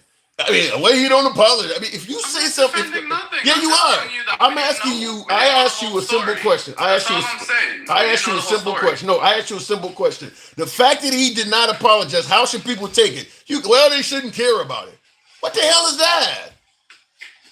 No, I don't think he cares about it. That ain't what I'm asking you, though. Pelosi wasn't that hurt. How should you admit he was never confronted about it. The press never asked him about it. You admitted. The press asked about it. You admitted what he did was wrong, and I asked you. Then if you admit it's wrong, how should people take that he didn't apologize for it? And you gave me some bullshit. Bro, I don't know how people should. How should people? If you do something wrong, then you don't apologize. That's it. I'm not trying to defend him. Yeah, you are. Tell you the timeline of what we knew and when we knew it. It doesn't matter. You said if someone broke into my house and almost killed me, but I told you somebody broke into my house, and that's all you know is somebody broke into my house. Would you care as much as somebody trying to kill me? Or I think there's two different things. No. Let me tell you something. The minute somebody breaks in your house and I start making jokes about it before knowing what's going on, I'm fucking up. That's all you gotta say. All the rest of the stuff you're doing, you're just spinning your wheels. The moment you know somebody has broken in this person's house and you don't even know the outcome of it. Why the hell are you making jokes about it? Because it's California, and they don't clean up their streets, so it's fucking karma that somebody breaks into their house. And again, that's completely separate from somebody trying to kill him. Those are two different things. We were making fun of someone breaking into his house. We didn't know that the guy was trying to kill him. Those are completely two different things. And you're trying to judge it based on that we knew that somebody was trying to kill him, when all we heard was someone broke into his house and he was found with his fucking no pants on. I asked you, why would you make jokes when somebody's house is broken into and you don't know what's going on? And your response is because it's California. I gotta move it on, man. Appreciate you coming through. I gotta go. Because it's California. Tap the screen. Get the likes up to 80,000. I don't even know what to do with that. because it's Utah. That's what I didn't, normally I wouldn't say anything about what happened to Charlie Kirk. Well, because it's Utah and everybody got guns out there. Tap the screen. Get the likes on up to 80,000. I don't know what to do with that. I like to give both sides of the aisle credibility. I like to talk to MAGA. That is MAGA, by the way. I was just talking to that. His name is MAGA Reacts. That's pretty because it's California. So anybody who gets their home broken into in California, you can laugh about them. I guess it ain't funny if it happens in Texas, maybe. I don't know. I mean, we don't care about them folks in California. Usually they get hit on the head with a hammer. I don't know. Handsome Major Boost says, ask MAGA Reacts if his wallet gets stolen. What is it going to do? What is he going to do if he calls the cops or calls Trump? I don't know. I don't have any more to answer because the response he gave me was so crazy. Look, I get that folks defend Trump. I get that folks blindly criticize Trump. But some of the answers he was giving me today were so insane. Look, it's okay to make fun of somebody's house getting broken into when you don't even know the outcome. Well, because they live in California, I can laugh about it. What am I even supposed to do with that? I don't have any answer to that. Anyway, let me go back to the box. It doesn't matter because it hurt my feelings is your argument, Mia. What are you guys talking about each other? Charlie Kirk was a racist. While I don't condone the senseless violence that took his life, he did fall victim to the same violence he advocated for others. Probably some. That's what I keep saying. I think the guy prophesized his own demise. He was. I mean, he talked about public executions. We need to bring that back, and that's how he went out. I mean, he talked about some gun deaths are acceptable to maintain Second Amendment rights, and that's kind of how he went out. He really was a prophet. I don't know if he'll become a martyr, but he certainly was a prophet. Bro, you asked for proof, and I'm paying to give it to you. Oh, Blexit, I'll look it up right now. Thank you, by the way, for the support. I was having a call with I was having a back and forth with a caller. What am I looking up in regards to? Why does Blexit Charlie Kirk comes up? What am I looking for? It says, Blexit is powered by Turning Point USA. It's the largest minority grassroots movement in the country. We focus on shifting culture through live events. That is the Blexit Foundation. Now that goes in line with what my viewer was stating, that Charlie Kirk was throwing summits for minorities. And I see it now. Where I want to see, because it's coming. For all of you folks, look this up because it'll help me out. I'm seeing stuff on Blexit, but a lot of it looks like it's very recent. So I'm not denying the validity of it, but it looks just, I don't want to get too conspiratorial, but I want to make sure that this is not something that has been put up posthumously. Because I see an X post that says Charlie was not racist. He welcomed us into Turning Point family with open arms and was genuinely interested in helping Black America. We adore Charlie and miss him very much. Anyone claiming that he's racist to justify. This was just posted 11 hours ago. If Blexit was really, there should be photos of people at these events, dates that they happened. That's what I'm just simply saying. I'm not saying that he didn't do this. If he did it, it's something to talk about. But when did it how often were these events thrown? And I'd like to know more about it because this is the first I'm hearing about it. Looked like Sky News has something back from 2020. U.S. election, what is Blexit? Who are the Blexiteers? And what does it say here? So maybe there is some validity to him throwing these things. Several hundred people dressed in t-shirts and blazing with the slogan, "We the free," cheered Donald Trump as Trump spoke at a White House event. Now, it looks like Blexit exists, but it's something that existed before Charlie Kirk, though. Their attendance was organized by group leaders pride themselves in support of Mr. Trump and his views, which rather confusingly for Britons calls itself the Blexit Foundation. I'm seeing an article from October 14, 2020. Charlie Kirk ain't even mentioned in this, though. If he's the one that's organizing this stuff. It's talking about Blexit. Behind, now this one said, this article says, behind Blexit is a conservative commentator and author called Candace Owens, who has spent several years campaigning for what she calls Black exit or Blexit from the Democratic Party and what she says is permanent victimhood. They're not giving Charlie Kirk any mention in this article. The origin of the phrase is unclear, but Nigel, okay, I'm just looking for Charlie. Charlie Kirk's name is not mentioned in it at all. They're giving credit to Candace Owens for this, and this is from 4 years back. So Charlie Kirk may have joined in it, but it doesn't sound like it's something he created. I'll just say that. Let me know if you guys find anything different. So I did look up Blexit. Thank you for the individual pointing that out, because I didn't know enough about it to speak favorably or unfavorably of it. So thank you. Real quick in the comments, and that came from Keith Fitz. Thank you. Appreciate it. Will G says he's talking about the Candace Owens bullshit. So Will, you knew about it already. Yeah, it looks like Candace Owens is responsible for Blexit, not Charlie Kirk. There are videos of him and Candace doing this long before he died. Okay, but it sounds more like Candace Owens is the creator, and then she brought in, conservatives that might be able to get the message out or something like that. It doesn't sound like he's the one that is the creator or anything like that. But like I said, I'd have to see more. Now, the Blexit has nothing to do with Charlie Kirk. It was Candace Owens. However, Charlie and Candace was good friends, and he supported her doing it. Yeah. And somebody, according, says nobody gives a fuck about Kirk. Rent is due. What are you, Jesus? Nobody gives a fuck about Kirk. Rent is due. Yikes! That's bad. It doesn't matter. it was not resources. And that's a good point too. You're saying that it doesn't matter what he was doing. He wasn't helping out people with resources and things like that. Michael says they never hosted one event, Tim. And that's what I was saying. There should be pictures and him, Charlie Kirk on stage speaking at this and all of that. I see another picture here, Candace Owens with Donald Trump at a Young Black Leadership Summit at the White House. It looks like Candace Owens is responsible for this. Now, I don't see Charlie Kirk's name is not mentioned in this article at all. At all. Michael Bajor says Candace Owens worked for Charlie Kirk at Turning Point. Okay. But Blexic and Turning Point are two different things, though. I don't see where, I don't know. Like I said, I'd have to see more about it. Let's see what more comes out of it.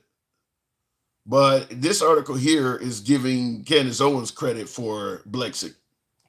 So we'll go with that. And by the way, I'm just going to say something, whether you agree or not. You can have a low opinion of black people and still work with them. I mean, I'd be curious to see how many African American conservatives actually agree with some of this stuff. That like Black Lives. This is something that Charlie Kirk said. Black Lives Matter equals burn, loot, and murder. Is that all black conservatives see when they see BLM as burn, loot, and murder? Is that the way they view it as well? That's what Charlie Kirk said. Black Lives Matter equals burn, loot, and murder. Do black conservatives believe Juneteenth should not be a federal holiday? That's what Charlie Kirk says. So I'd be curious. I'd like to talk to him and see. I don't mind talking to black conservatives and MAGA alike, but I'd be curious to see if because I don't understand. And I see T-Mac says there are some. Yeah, but not all of them. I don't understand why, if you're a black conservative, what is the benefit of getting rid of Juneteenth? I'd be curious to know. I mean, because it's a federal holiday, obviously the banks and the post office and schools. But if you own a small business, you're not forced to observe Juneteenth. Many of us, most of us probably, don't even get Martin Luther King Day off paid. Most Americans don't even get that day off paid. You're not going to get Juneteenth off as a paid holiday at most businesses. If you don't work for the government, maybe a bank, school, or the post office, you don't get that day off. If you work at Ace Hardware, you're not getting that day off. So I don't see why folks are so eager to get rid of it. It ain't really affecting a lot of people. I had somebody tell me you can either get rid of Black History Month or Juneteenth, pick one. And I told him, I said, none of these things are being observed. If you live like where Tyler was, the guy who took out Charlie Kirk, you think they're observing Black History Month in rural southwestern Utah? You think the schools down there are really talking about Black History Month? It ain't getting observed anyway. There's a large portion of America that don't even observe Black History Month. So I don't know why people are so eager to get rid of it. It's only really been observed probably in communities of color or communities that are close to it, or maybe some liberal areas.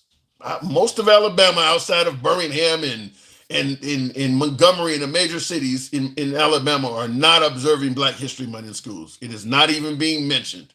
They're not going to observe. They may observe Juneteenth because of the nature. It's an actual official holiday, but it ain't like they're going to go more than that. So I don't see why people are so eager to get rid of it. It ain't being observed most places anyway. MAGA makes big this small and small things big. You say MAGA makes things that are small big and things that are big small. I think people on both sides do it, but you are correct. A lot of, if you're going to get political capital out of something, people make it big. Like, for instance, unalivings at schools. That's small as far as MAGA is concerned. Certainly much smaller than the death of Charlie Kirk, because you don't want to fuck with the Second Amendment. And you don't want to give people any type of free medical care that might be used to address mental illness. So they kind of keep that small. I mean, fact is, the Republican Party don't do anything about school shootings, even though they tell you they know the answer, which is they believe it's mental health. But something like Charlie Kirk, they're making a big story of. So I do agree with that. Let me go on with the program, though. Handsome Liberal, what's your thought that some say this is religiously motivated? The guy, religiously motivated how? The death of Charlie Kirk is religiously motivated? I think it is. First of all, I think his death is wrong. And I'm going to keep saying that because criticizing Charlie Kirk is starting to become akin to criticizing the police. And I know that sounds goofy as hell. What I'm trying to suggest is, if you notice, when people criticize the police, they always start out with the statement of, I'm not saying all police are bad, and most police are good, but, and then they go in. They have to put that exclaimer in there because if you criticize the police without saying that I think 99% of police are good first, people are going to just automatically start saying you hate police. So you got to start out by making it clear I like police, and then you go into the criticism. That's what's happening with Charlie Kirk at this point.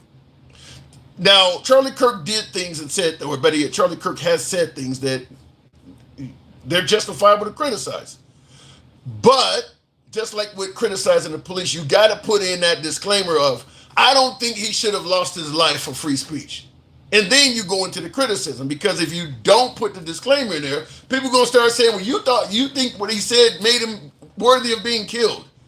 They're starting to make it sound like you have no right to criticize this man. And if you do, that means you wanted him dead, which is crazy. But I'm just simply saying, anybody that criticizes Charlie Kirk for what he did in life, the right is going to automatically accuse you of saying that he deserved to lose his life, which is flat out wrong. No human being should be above being criticized, even if they pass away. Simply being deceased doesn't remove folks' right to criticize you. It ain't nothing to do with how he lost his life. It's about his statements. If you're criticizing his statements, that don't mean you wanted him to die. But the right is saying that now. The right is starting to say that anybody that criticizes, so you saying he deserved to die, huh? It got nothing to do with that. I'm talking about some shit he said months ago. Why are you trying to pin me to what happened in Utah? That's what people are doing. Looking in the comments real quick here. I just want to make sure I didn't miss anything. Smoke screens. Yeah, it could be that. I once used to think the way black conservatives, like there is no more racism and we can get ahead without DEI. If you ask me now, with this Congress and this president, I have to say we could be fucked. Wow. I don't normally get conservatives say they switched over to more a liberal mindset, but this viewer, John Jones, says, I once used to think the way black conservatives do. Like there is no more racism and we can get ahead without DEI. But he's saying, if you ask me now with this Congress and this president, I have to say we could be fucked. So you're saying that this president is, to quote the words of Cher, if I could turn back time, are you saying this president is turning back time? Charlie Kirk actually understood the world. You are lost, says S&D Rock. All right, I'm lost, and Charlie Kirk understood the world. Appreciate the input. And compare that to George Floyd and how he was openly mocked on the internet by white. Yeah, and I talked about that, and that, we can admit what happened to Charlie Kirk is wrong. Mocking or joking about what happened to him or celebrating it is equally as wrong. But as the whole theme of the live has been, that this ain't the first time this has happened. This is not the first time this has happened. I pointed the video here of folks at the January 6th rally laughing and saying, I can't breathe, which are the last words of George Floyd.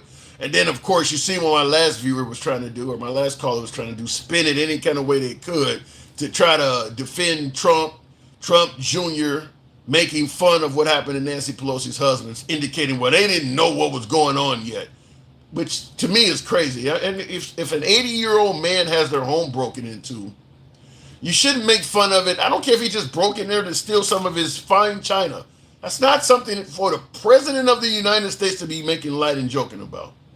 And he was trying to make some kind of excuse for why what Trump did was not that bad or why he didn't apologize. I mean, just spinning so much I got dizzy listening to it. I love the right wing. I love the right wing belief conservatives have never made fun of serious conversation. Yeah.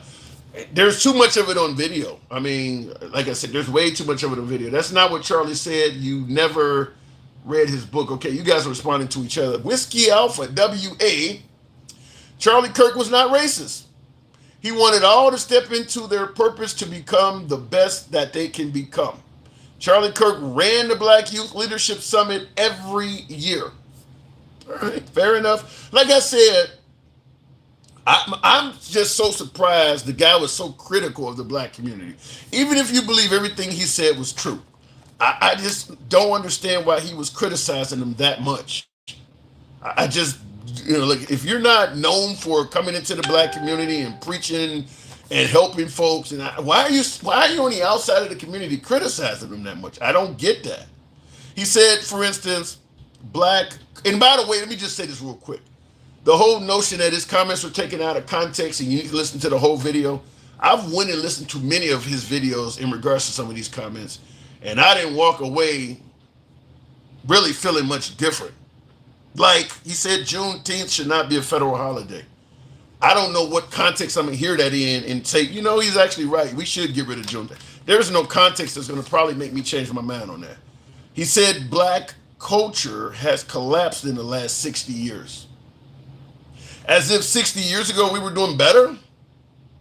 Once again, I don't think I'm gonna hear any context that's gonna make me say, yeah, he's right. Here's what I think is going on.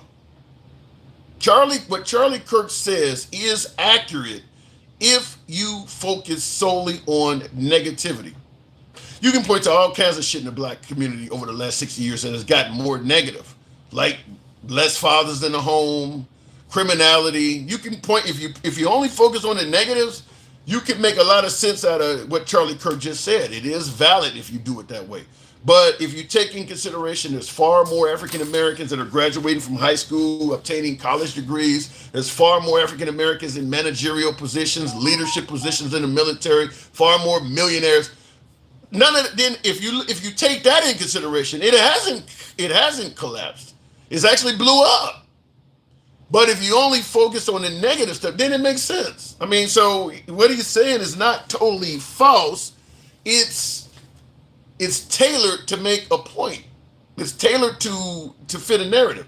And by the way, you could probably say that about any culture. Criminality and things like that. Since the feminist movement, you probably got far more single mothers in every category. Because women now have the right to be on their own and they don't have to be in a marriage.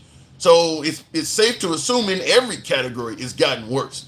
Maybe it's higher in the black community, but that don't mean it hasn't gotten worse in the white, Hispanic, and other communities. So if you focus only on the negative, what Charlie Kirk is saying does make sense. Black culture has collapsed in the last 60 years. You're going to just ignore all of the accomplishments they've made. Just ignore that part. Only focus on the negative, and then it makes a little bit more sense. For instance, he said things have gotten worse since the Civil Rights Act. More violence, less fathers around, poverty. I don't know any African American that would suggest, man, we were doing much better during the Civil Rights Act. Let's go back to that. I don't understand why he keeps suggesting that things were better for people of color before the Civil Rights Act. And then, of course, he has also stated the Civil Rights Act was a mistake. So based on these three comments, it sounds like he's not a big fan of the Civil Rights Act. Is it racist to want to get rid of the Civil Rights Act? I don't know. Is it racist to not like the Civil Rights Act? I don't know. Trump and the Republicans ain't shit. Says waiting for Trump to be hogtied by Governor Newsom in a YouTube video. LOL. No, that's not funny. Yeah, and that's another one we talked about. Trump posting pictures of Biden hogtied in the back of a pickup truck. You see on my screen there. Like I said, I think that's where the problem is that what happened to Charlie Kirk for the right is not funny whatsoever. But any of the stuff that Trump was doing to piss off liberals was hilarious. And if you judge things, just like what I said about Charlie Kirk, if you only focus on negative, it makes sense. If you only focus on what's being done to Trump versus what Trump is doing to others, it makes a lot of the things the right says make sense. He stated, of course, we pander to black people. They're in every TV commercial. That's a quote. Now, am I going to listen to the entire speech and I'm going to walk away thinking that makes sense? Of course we pander to blacks. They're in every TV commercial. It's just false. So listening to the full context of that is not going to come up. You're not going to walk away thinking that makes sense. I don't know where Charlie Kirk lives, but there's no area in America where you turn the TV on and every commercial features a black person. I doubt if that's even happening in Detroit and Chicago. Well, I'm sure it ain't happening in Chicago. I don't know and how would you even notice that unless you don't like seeing black people in TV commercials? Who would even take notice to that? That's a quote from Trump, or from Charlie Kirk. Of course, we pander to blacks. They're in every TV commercial. When blacks in America did not have the same rights as they do today, they were less murderous. There were less break-ins. That's once again going back before the Civil Rights Act. He says a lot of things favorable about the time before blacks have civil rights. Now, once again, focusing on the negative, that is true. When blacks in America did not have the same rights they have today, they were less murderous, there were less break-ins. I actually believe that's true. But like I said, it's focusing on the negatives only, and I'll tell you what I mean. When blacks did not have the same rights they did today, they were being victimized. Fact is, if you give a group of people power, some people are going to misuse and abuse that power. Once blacks became free and equal after the Civil Rights Act, they gained equality. That's essentially getting more power. And some of them are going to abuse that. Some of them are going to abuse that. If you give people more power, some of them are going to abuse it. Now they can get managerial positions. Some of them are going to abuse that power as a manager. Some of them could be in leadership roles.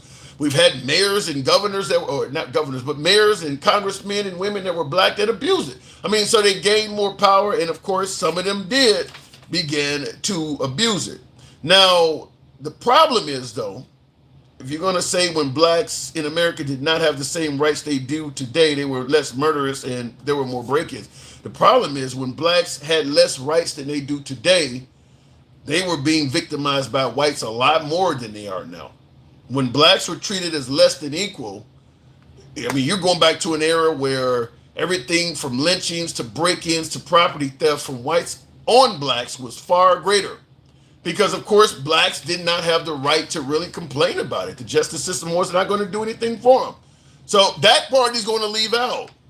He's going to leave that part out. Well, before they had rights, they were less murderous and there was less break-ins. Yeah, but whites had more murders and more break-ins. Well, we don't want to really mention that because that goes against the agenda, what he's talking about.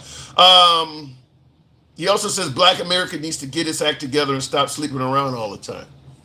I don't disagree with that at all.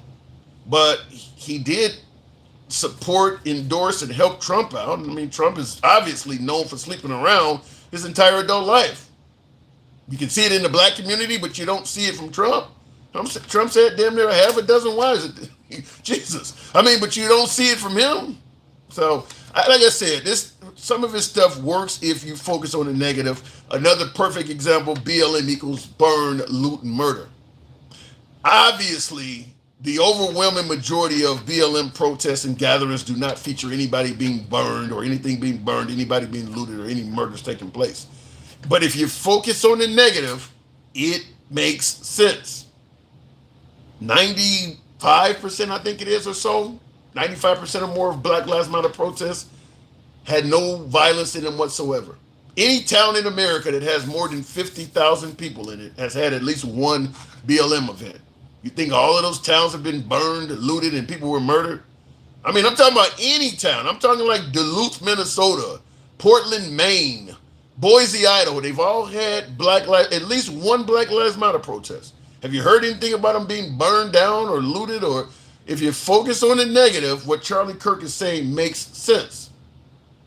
But you got to focus only on, that's why people say, well, you know, all he's doing is speaking the truth. Yeah, because it's selectively focused. Oh, he's just speaking the truth because he's only focusing on the negative. Why do I have Trump and Vance on my wall? Because they are the order of the day. They are the leaders of this country.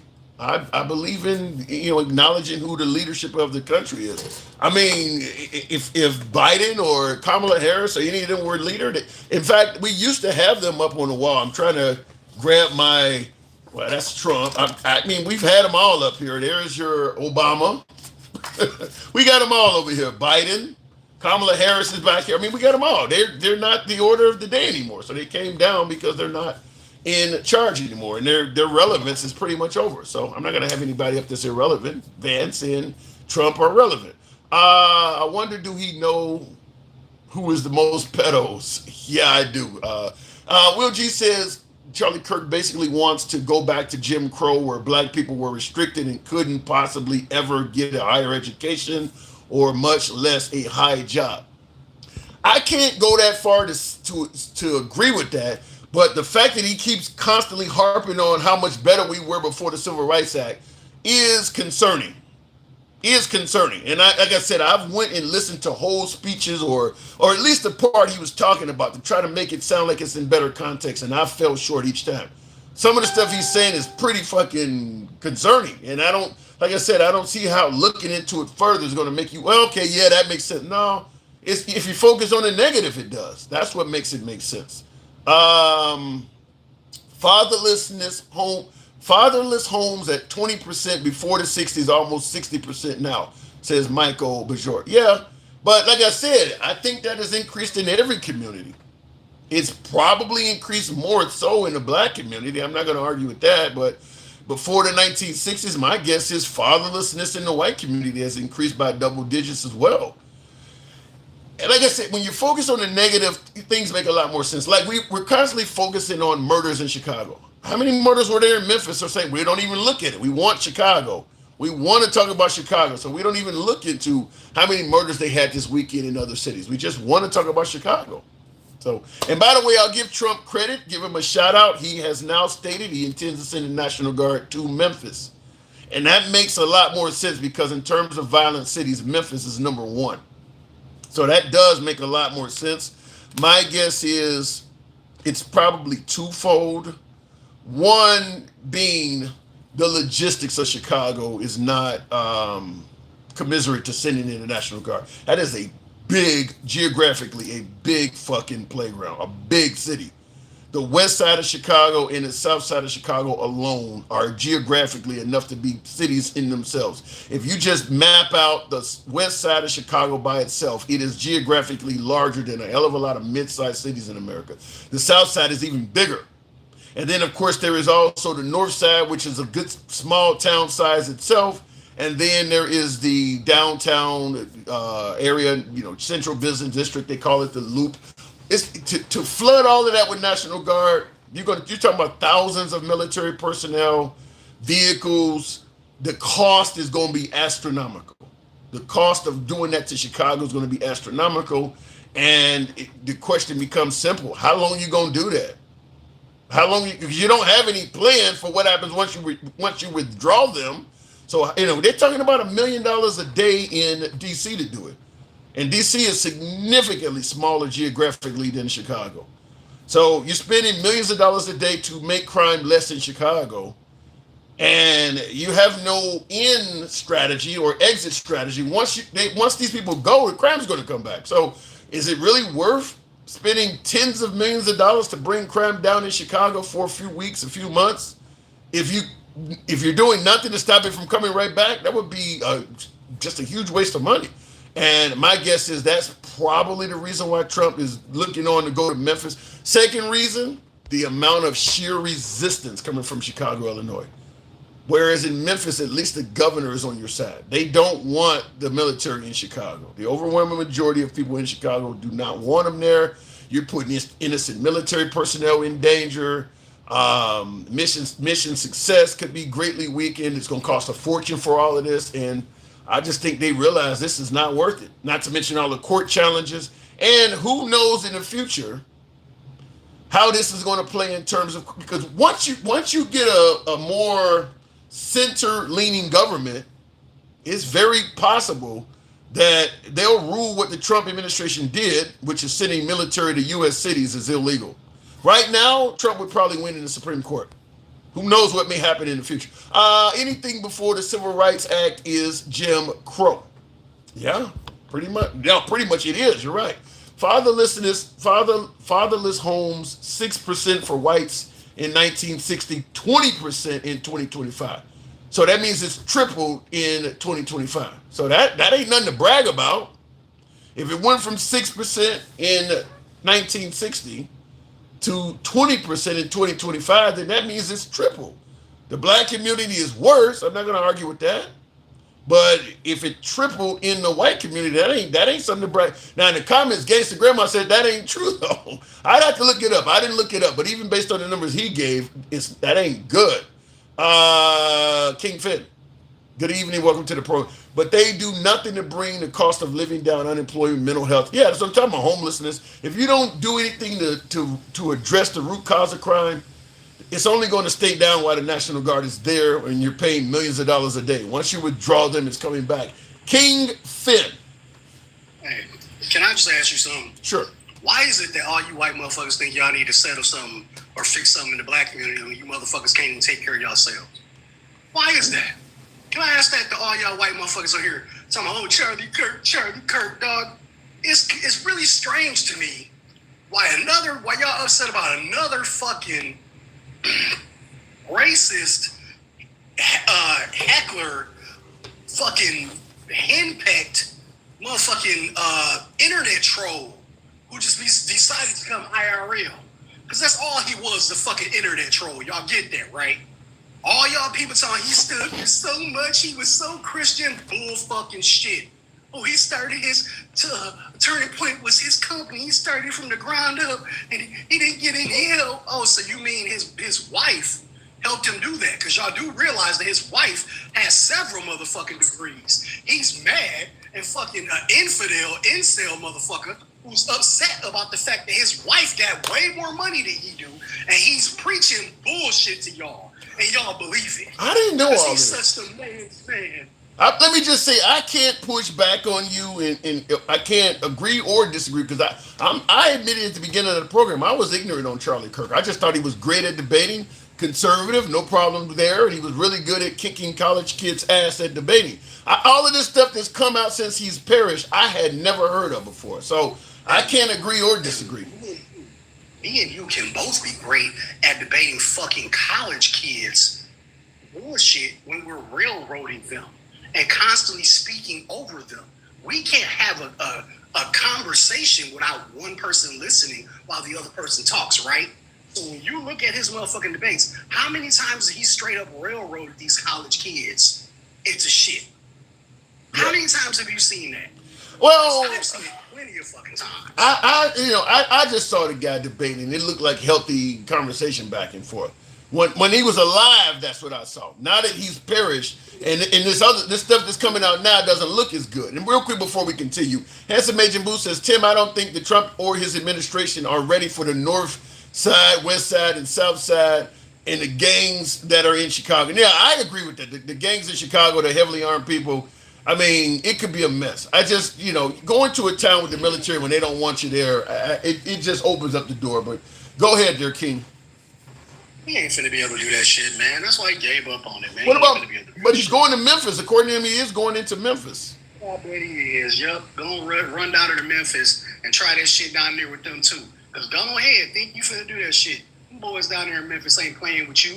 Y'all motherfucking white people think y'all got so many pew-pews. Oh my God, we got so many pew-pews. Yeah, okay. Go play with them boys down there in Orange Mound and see what happened. Obviously, you ain't seen what be happening because black people can be just as country with a whole bunch of pew-pews just as y'all think y'all is. Y'all playing motherfucking militia. Y'all better chill the fuck out.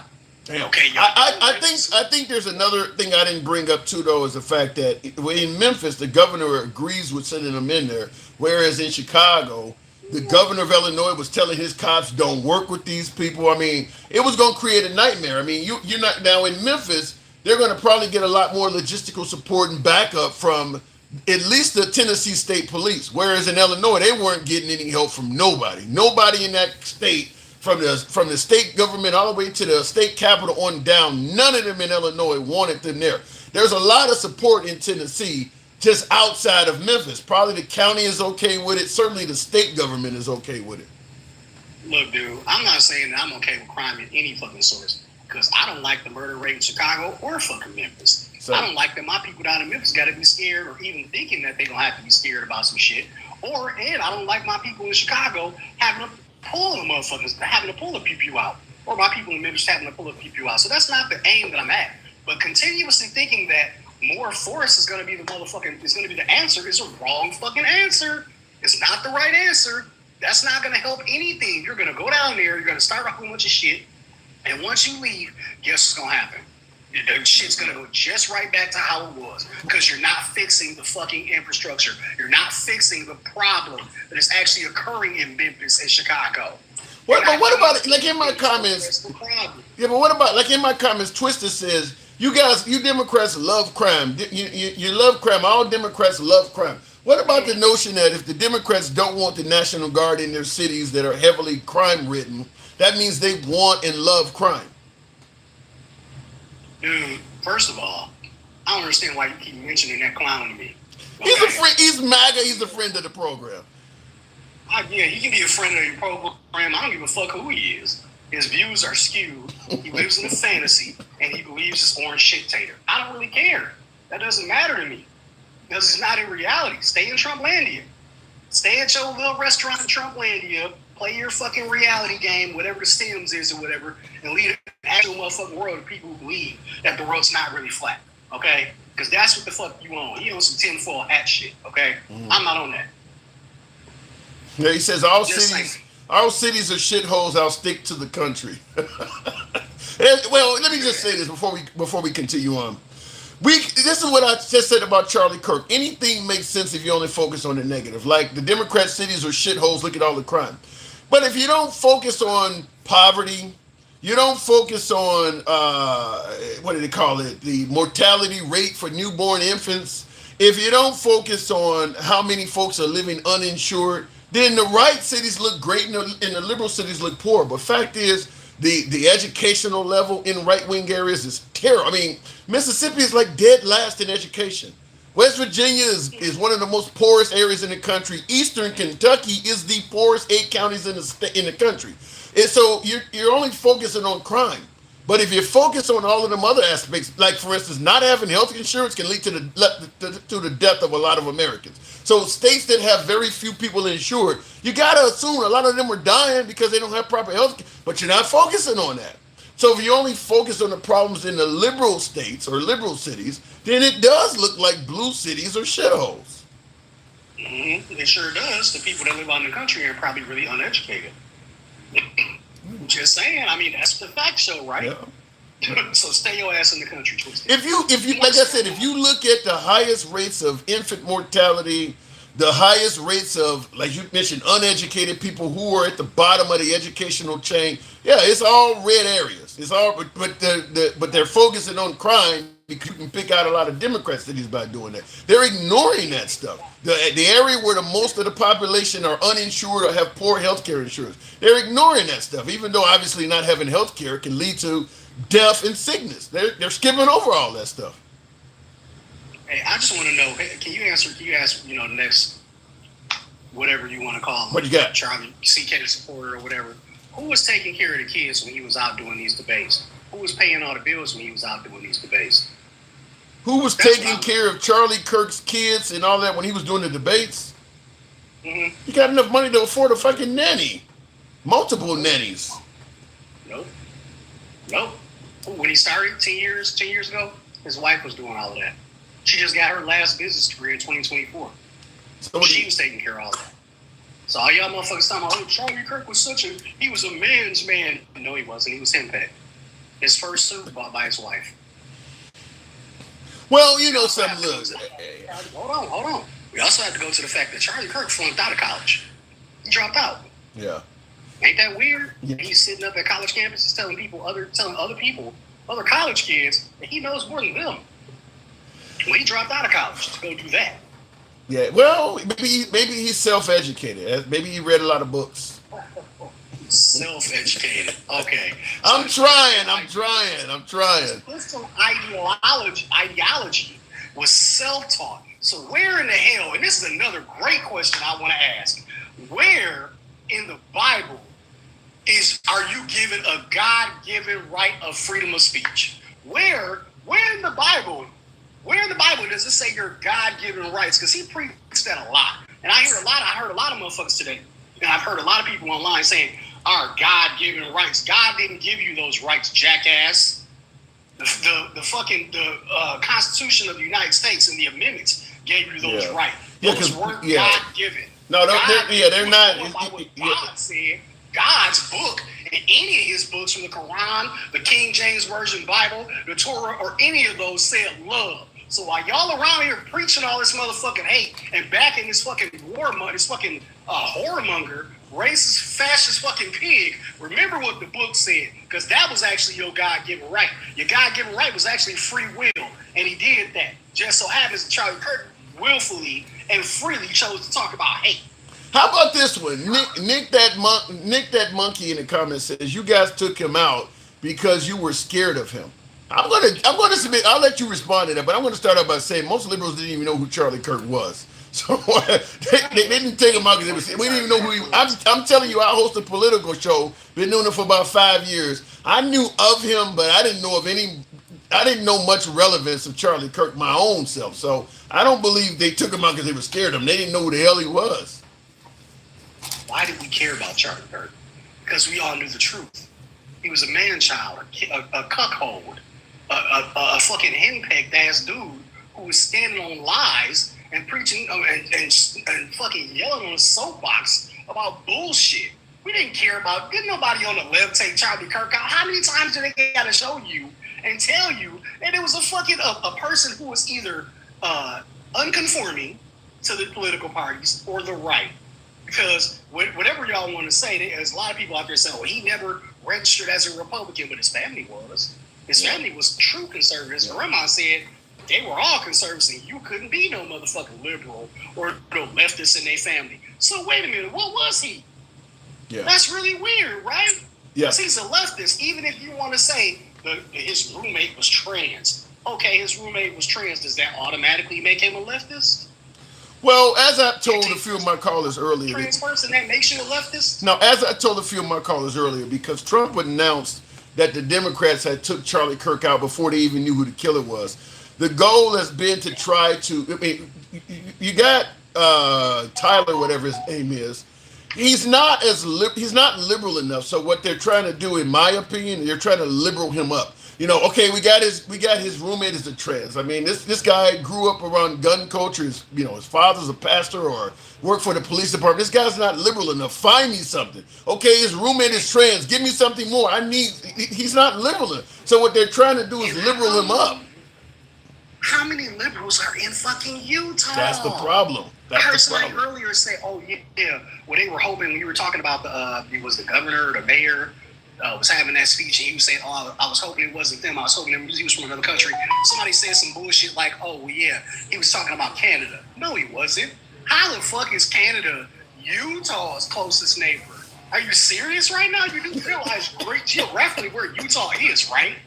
Because he had to go a couple fucking states to get to Canada if he was leaving for Utah. I mean, fuck. If you was gonna say anything, he should have been from South Dakota, Wyoming, or even North Dakota, maybe Minnesota. But Utah? Yeah, I think southwest of every fucking thing. Yeah, I think the problem is Trump should have let the government do their job before announcing that the Democrats did that. I get he's angry. I get that Charlie Kirk is a close friend. I even get that chances were great that the person that took his life was going to lean left, but let it come out first before doing something like that. To just go on TV and blame, because then you got folks. You see the videos where folks are chanting "white men fight back," and like, what are you talking about? The guy who killed them was white. I mean, you got folks that are super angry. They're threatening HBCUs and shit. I mean, find out who this guy is before you go on TV and start threatening. I mean, because this is what can get people killed. But before we continue, WA in the comments says the black community is just as important as all the communities in America. Are you saying you don't want white people helping their fellow Americans? That's a weak argument, caller. On you. I'm just saying, I'm not making the argument that I don't want anybody to help America. What I'm saying is, I'm really sick of you white motherfuckers thinking that y'all need to call in or make fucking adjustments or make speeches about what needs to be fixed in the black neighborhood when you motherfuckers can't fix your own shit. Regardless of what party he was, 95% of these motherfucking school pew-pews and the mass unalivings that is happening by cis white males. Take care of your own fucking house. Stop worrying about Chicago. Worry about your motherfucking house, because you motherfuckers is the ones who have access and are doing the shit. When's the last time you seen a black school pew-pewer? You haven't, because we don't run up in the schools where the fucking kids at doing it. We don't do that shit, because there's a line, there's a fucking code, which none of you seem to understand or respect or give a fuck about. Well, as what you're addressing is what was being addressed by Kirk the moment he got taken out, because he picked up the mic and said, "Are you talking about?" Because African Americans do shoot up schools. I mean, they do this stuff. The difference is African Americans usually when they're involved in murders. I don't want to, because I'm gonna say this a few times. When they're involved in murders, it's usually against a foe, somebody they got beef with, or somebody they know. Obviously, gang violence in black communities is rampant, but they are trying to take the life of somebody they actually got beef with and actually got some sort of connection to. Now, they ain't always accurate, turning the gun to the side and shit. So they do hit innocent people. But the goal is always to take out somebody they got a beef with. Now, I'm not excluding taking out innocent bystanders. The difference between shootings from whites are they are the ones that are known for, I'm just about to go in here and kill a bunch of innocent people. I don't have any beef with any of these people in the bank, in the supermarket, in this school. I'm just going to go blast some innocent people. That is something that the African American community is not known for doing. They may hit innocent people by mistake, but they are trying to take out somebody they know. Whereas when it comes to some of these shootings by the white community, the goal is to take out innocent people. They know ahead of time. I don't have any contact with any of these people. My goal is just to take out as many of them as I can. So there is a difference there. Also, what I find sickening is that y'all so up and raised at this shit, right? But what happened? Because I heard it earlier. What happened when Alex Jones decided to go on a 10-year rant talking about the shit from Sandy Hook was the school, the unaliving, Madison unaliving was a hoax. He ended up having to admit that shit in court and pay them fucking families billions of dollars. Again, shit doesn't make sense. All I'm saying to you is stop coming on these lives. Stop making your speeches. Stop telling your motherfucking friends that we need to figure out what the fuck is going on in our motherfucking in our neighborhoods and worry about your own. Because it's getting to the point where it's fucking affecting all of us. Not just white people, not just black people, not just immigrants. How you try to otherize all of them. They've tried to otherize everything about this case. Oh, it was a trans guy. I seen somebody earlier say, oh yeah, all these shootings have been, all these people have been by trans guys. I looked that up. In the beginning, from the beginning of the time that these mass unalivings have happened, there have only been 2 of them that have been by a trans person. So I think that I actually would not be surprised if that increased. But before I let you go, I want to Molin Lobby or something in the comments says at least 21% of mass shooters are black, racist fuck. So he disagrees with you. I'll give you the last word. Where, motherfucker? Bring numbers, bring a source, bring that shit up. Bring it up. Where's it at? Fucking send a Google motherfucking doctor something, because otherwise you full of shit and you a racist piece of shit. And you are exactly the reason why shit like CK happened. Because you keep believing the bullshit. And by the way, you can suck on a fat baby's dick. Peace. King Finn, always a pleasure. I know when he said 20%, I'll just say it like this. If you take in, because this is what Charlie Kirk was saying before he got wounded. He picked up the mic and said, are we including gang shootings? Because if you include gang shootings, like let's say for instance, I go to the home of a rival drug dealer that's encroached on my turf, and I don't want him dealing drugs on my church. So I go into his drug house and I take him and 2 of his lieutenants out. That's 3 people that don't lost their life. That is categorized as a mass unaliving. Now I had a beef with all of them. And I went into the drug house and I took him and 2 of his lieutenants out, or whatever else I took out of it. That's what Charlie Kirk was trying to allude to. But most people, when they talk about mass casualty events, that's not what comes to mind. But it helps reduce the narrative, particularly on whites, if you put that in there.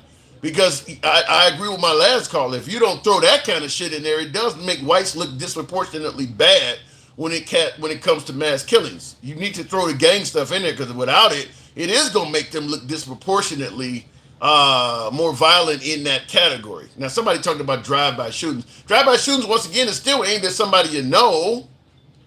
You're not doing drive-bys on innocent people. You're still doing it on people you know. Maybe you see a bunch of your rival gang members congregating in front of a liquor store or something like that. You're still doing it. The goal of a drive-by shooting is almost never to just go take out innocent people that you never met before.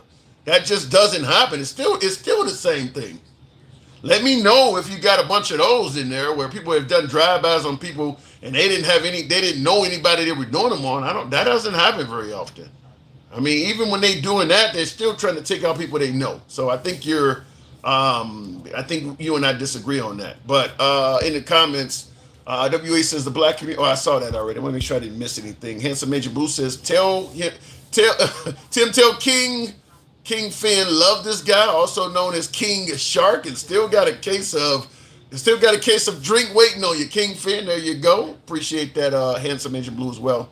Innocent people versus enemy. Yeah, like I said, taking somebody's life is wrong no matter who you do it to. And there are plenty of African Americans that take more than one life at a time, which is what Charlie Kirk was alluding to. But there is a difference. You're taking people's life that you know versus taking lives of innocent folks. And when it comes to taking the life of people that the enemy, when it comes to taking the life of people that the shooter knows, that's done more by black people. When it comes to taking the life of people that the shooter does not know, totally innocent people, you're going to have more white people doing that. Take it as you may.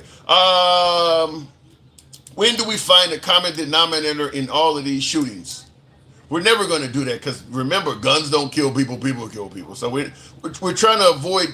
We're not gonna address the common denominator. We're going to avoid that. Remember, if you got rid of guns, drive-by shooters would just pick up bow and arrows, come driving by the crib and hit you up with a crossbow, throw a bat out the window and clock you over the head with it. They would always find another weapon. Maybe it'd be a really good knife thrower sitting in the passenger seat. Do a drive-by and fling a hunting knife out the window and hit you with it. Crazy is the comment. There is no difference in the outcome. People are dead at the end. Yeah, there is a difference in the outcome. People care more about dead kids than gangbangers. It's a big difference. If a gangbanger goes and pops 3 or 4 of his drug rivals versus somebody just go to a school and take out 2 or 3 kids at recess, there's a big difference. We actually care about the innocent people versus somebody who's in the game. If you get in the game, you know it's going to be violent. I mean, you're a gangbanger, you're a drug dealer. That kind of comes along with the territory doing that. It shouldn't come along with the territory of being in 3rd grade. It's a difference. There's a difference to it, but I appreciate the effort. Happens all the time. What are you talking about? Says Peace and Lover. Yeah, it does. That don't mean you should ignore it. Enjoying the show, double tap your, thank you for that. Enjoying the show, double tap your screen to like the stream. Not enjoying the stream, tap your phone screen 3 times to dislike the stream. Spartacus, I love you. Thank you for your support. On the playground in their house. Yeah, you should never. I'm not a fan of anybody losing their life. I'm just simply saying there is a difference in how it's done. Forget this and concentrate on the economy and the Epstein files. Look, political diversions are the order of the day for any politician. And right now, under President Trump, the economy and the Epstein files are not going his way. The death of Charlie Kirk is political capital. It is galvanizing the Republican Party, and it has a lot more capital. It's also, diluting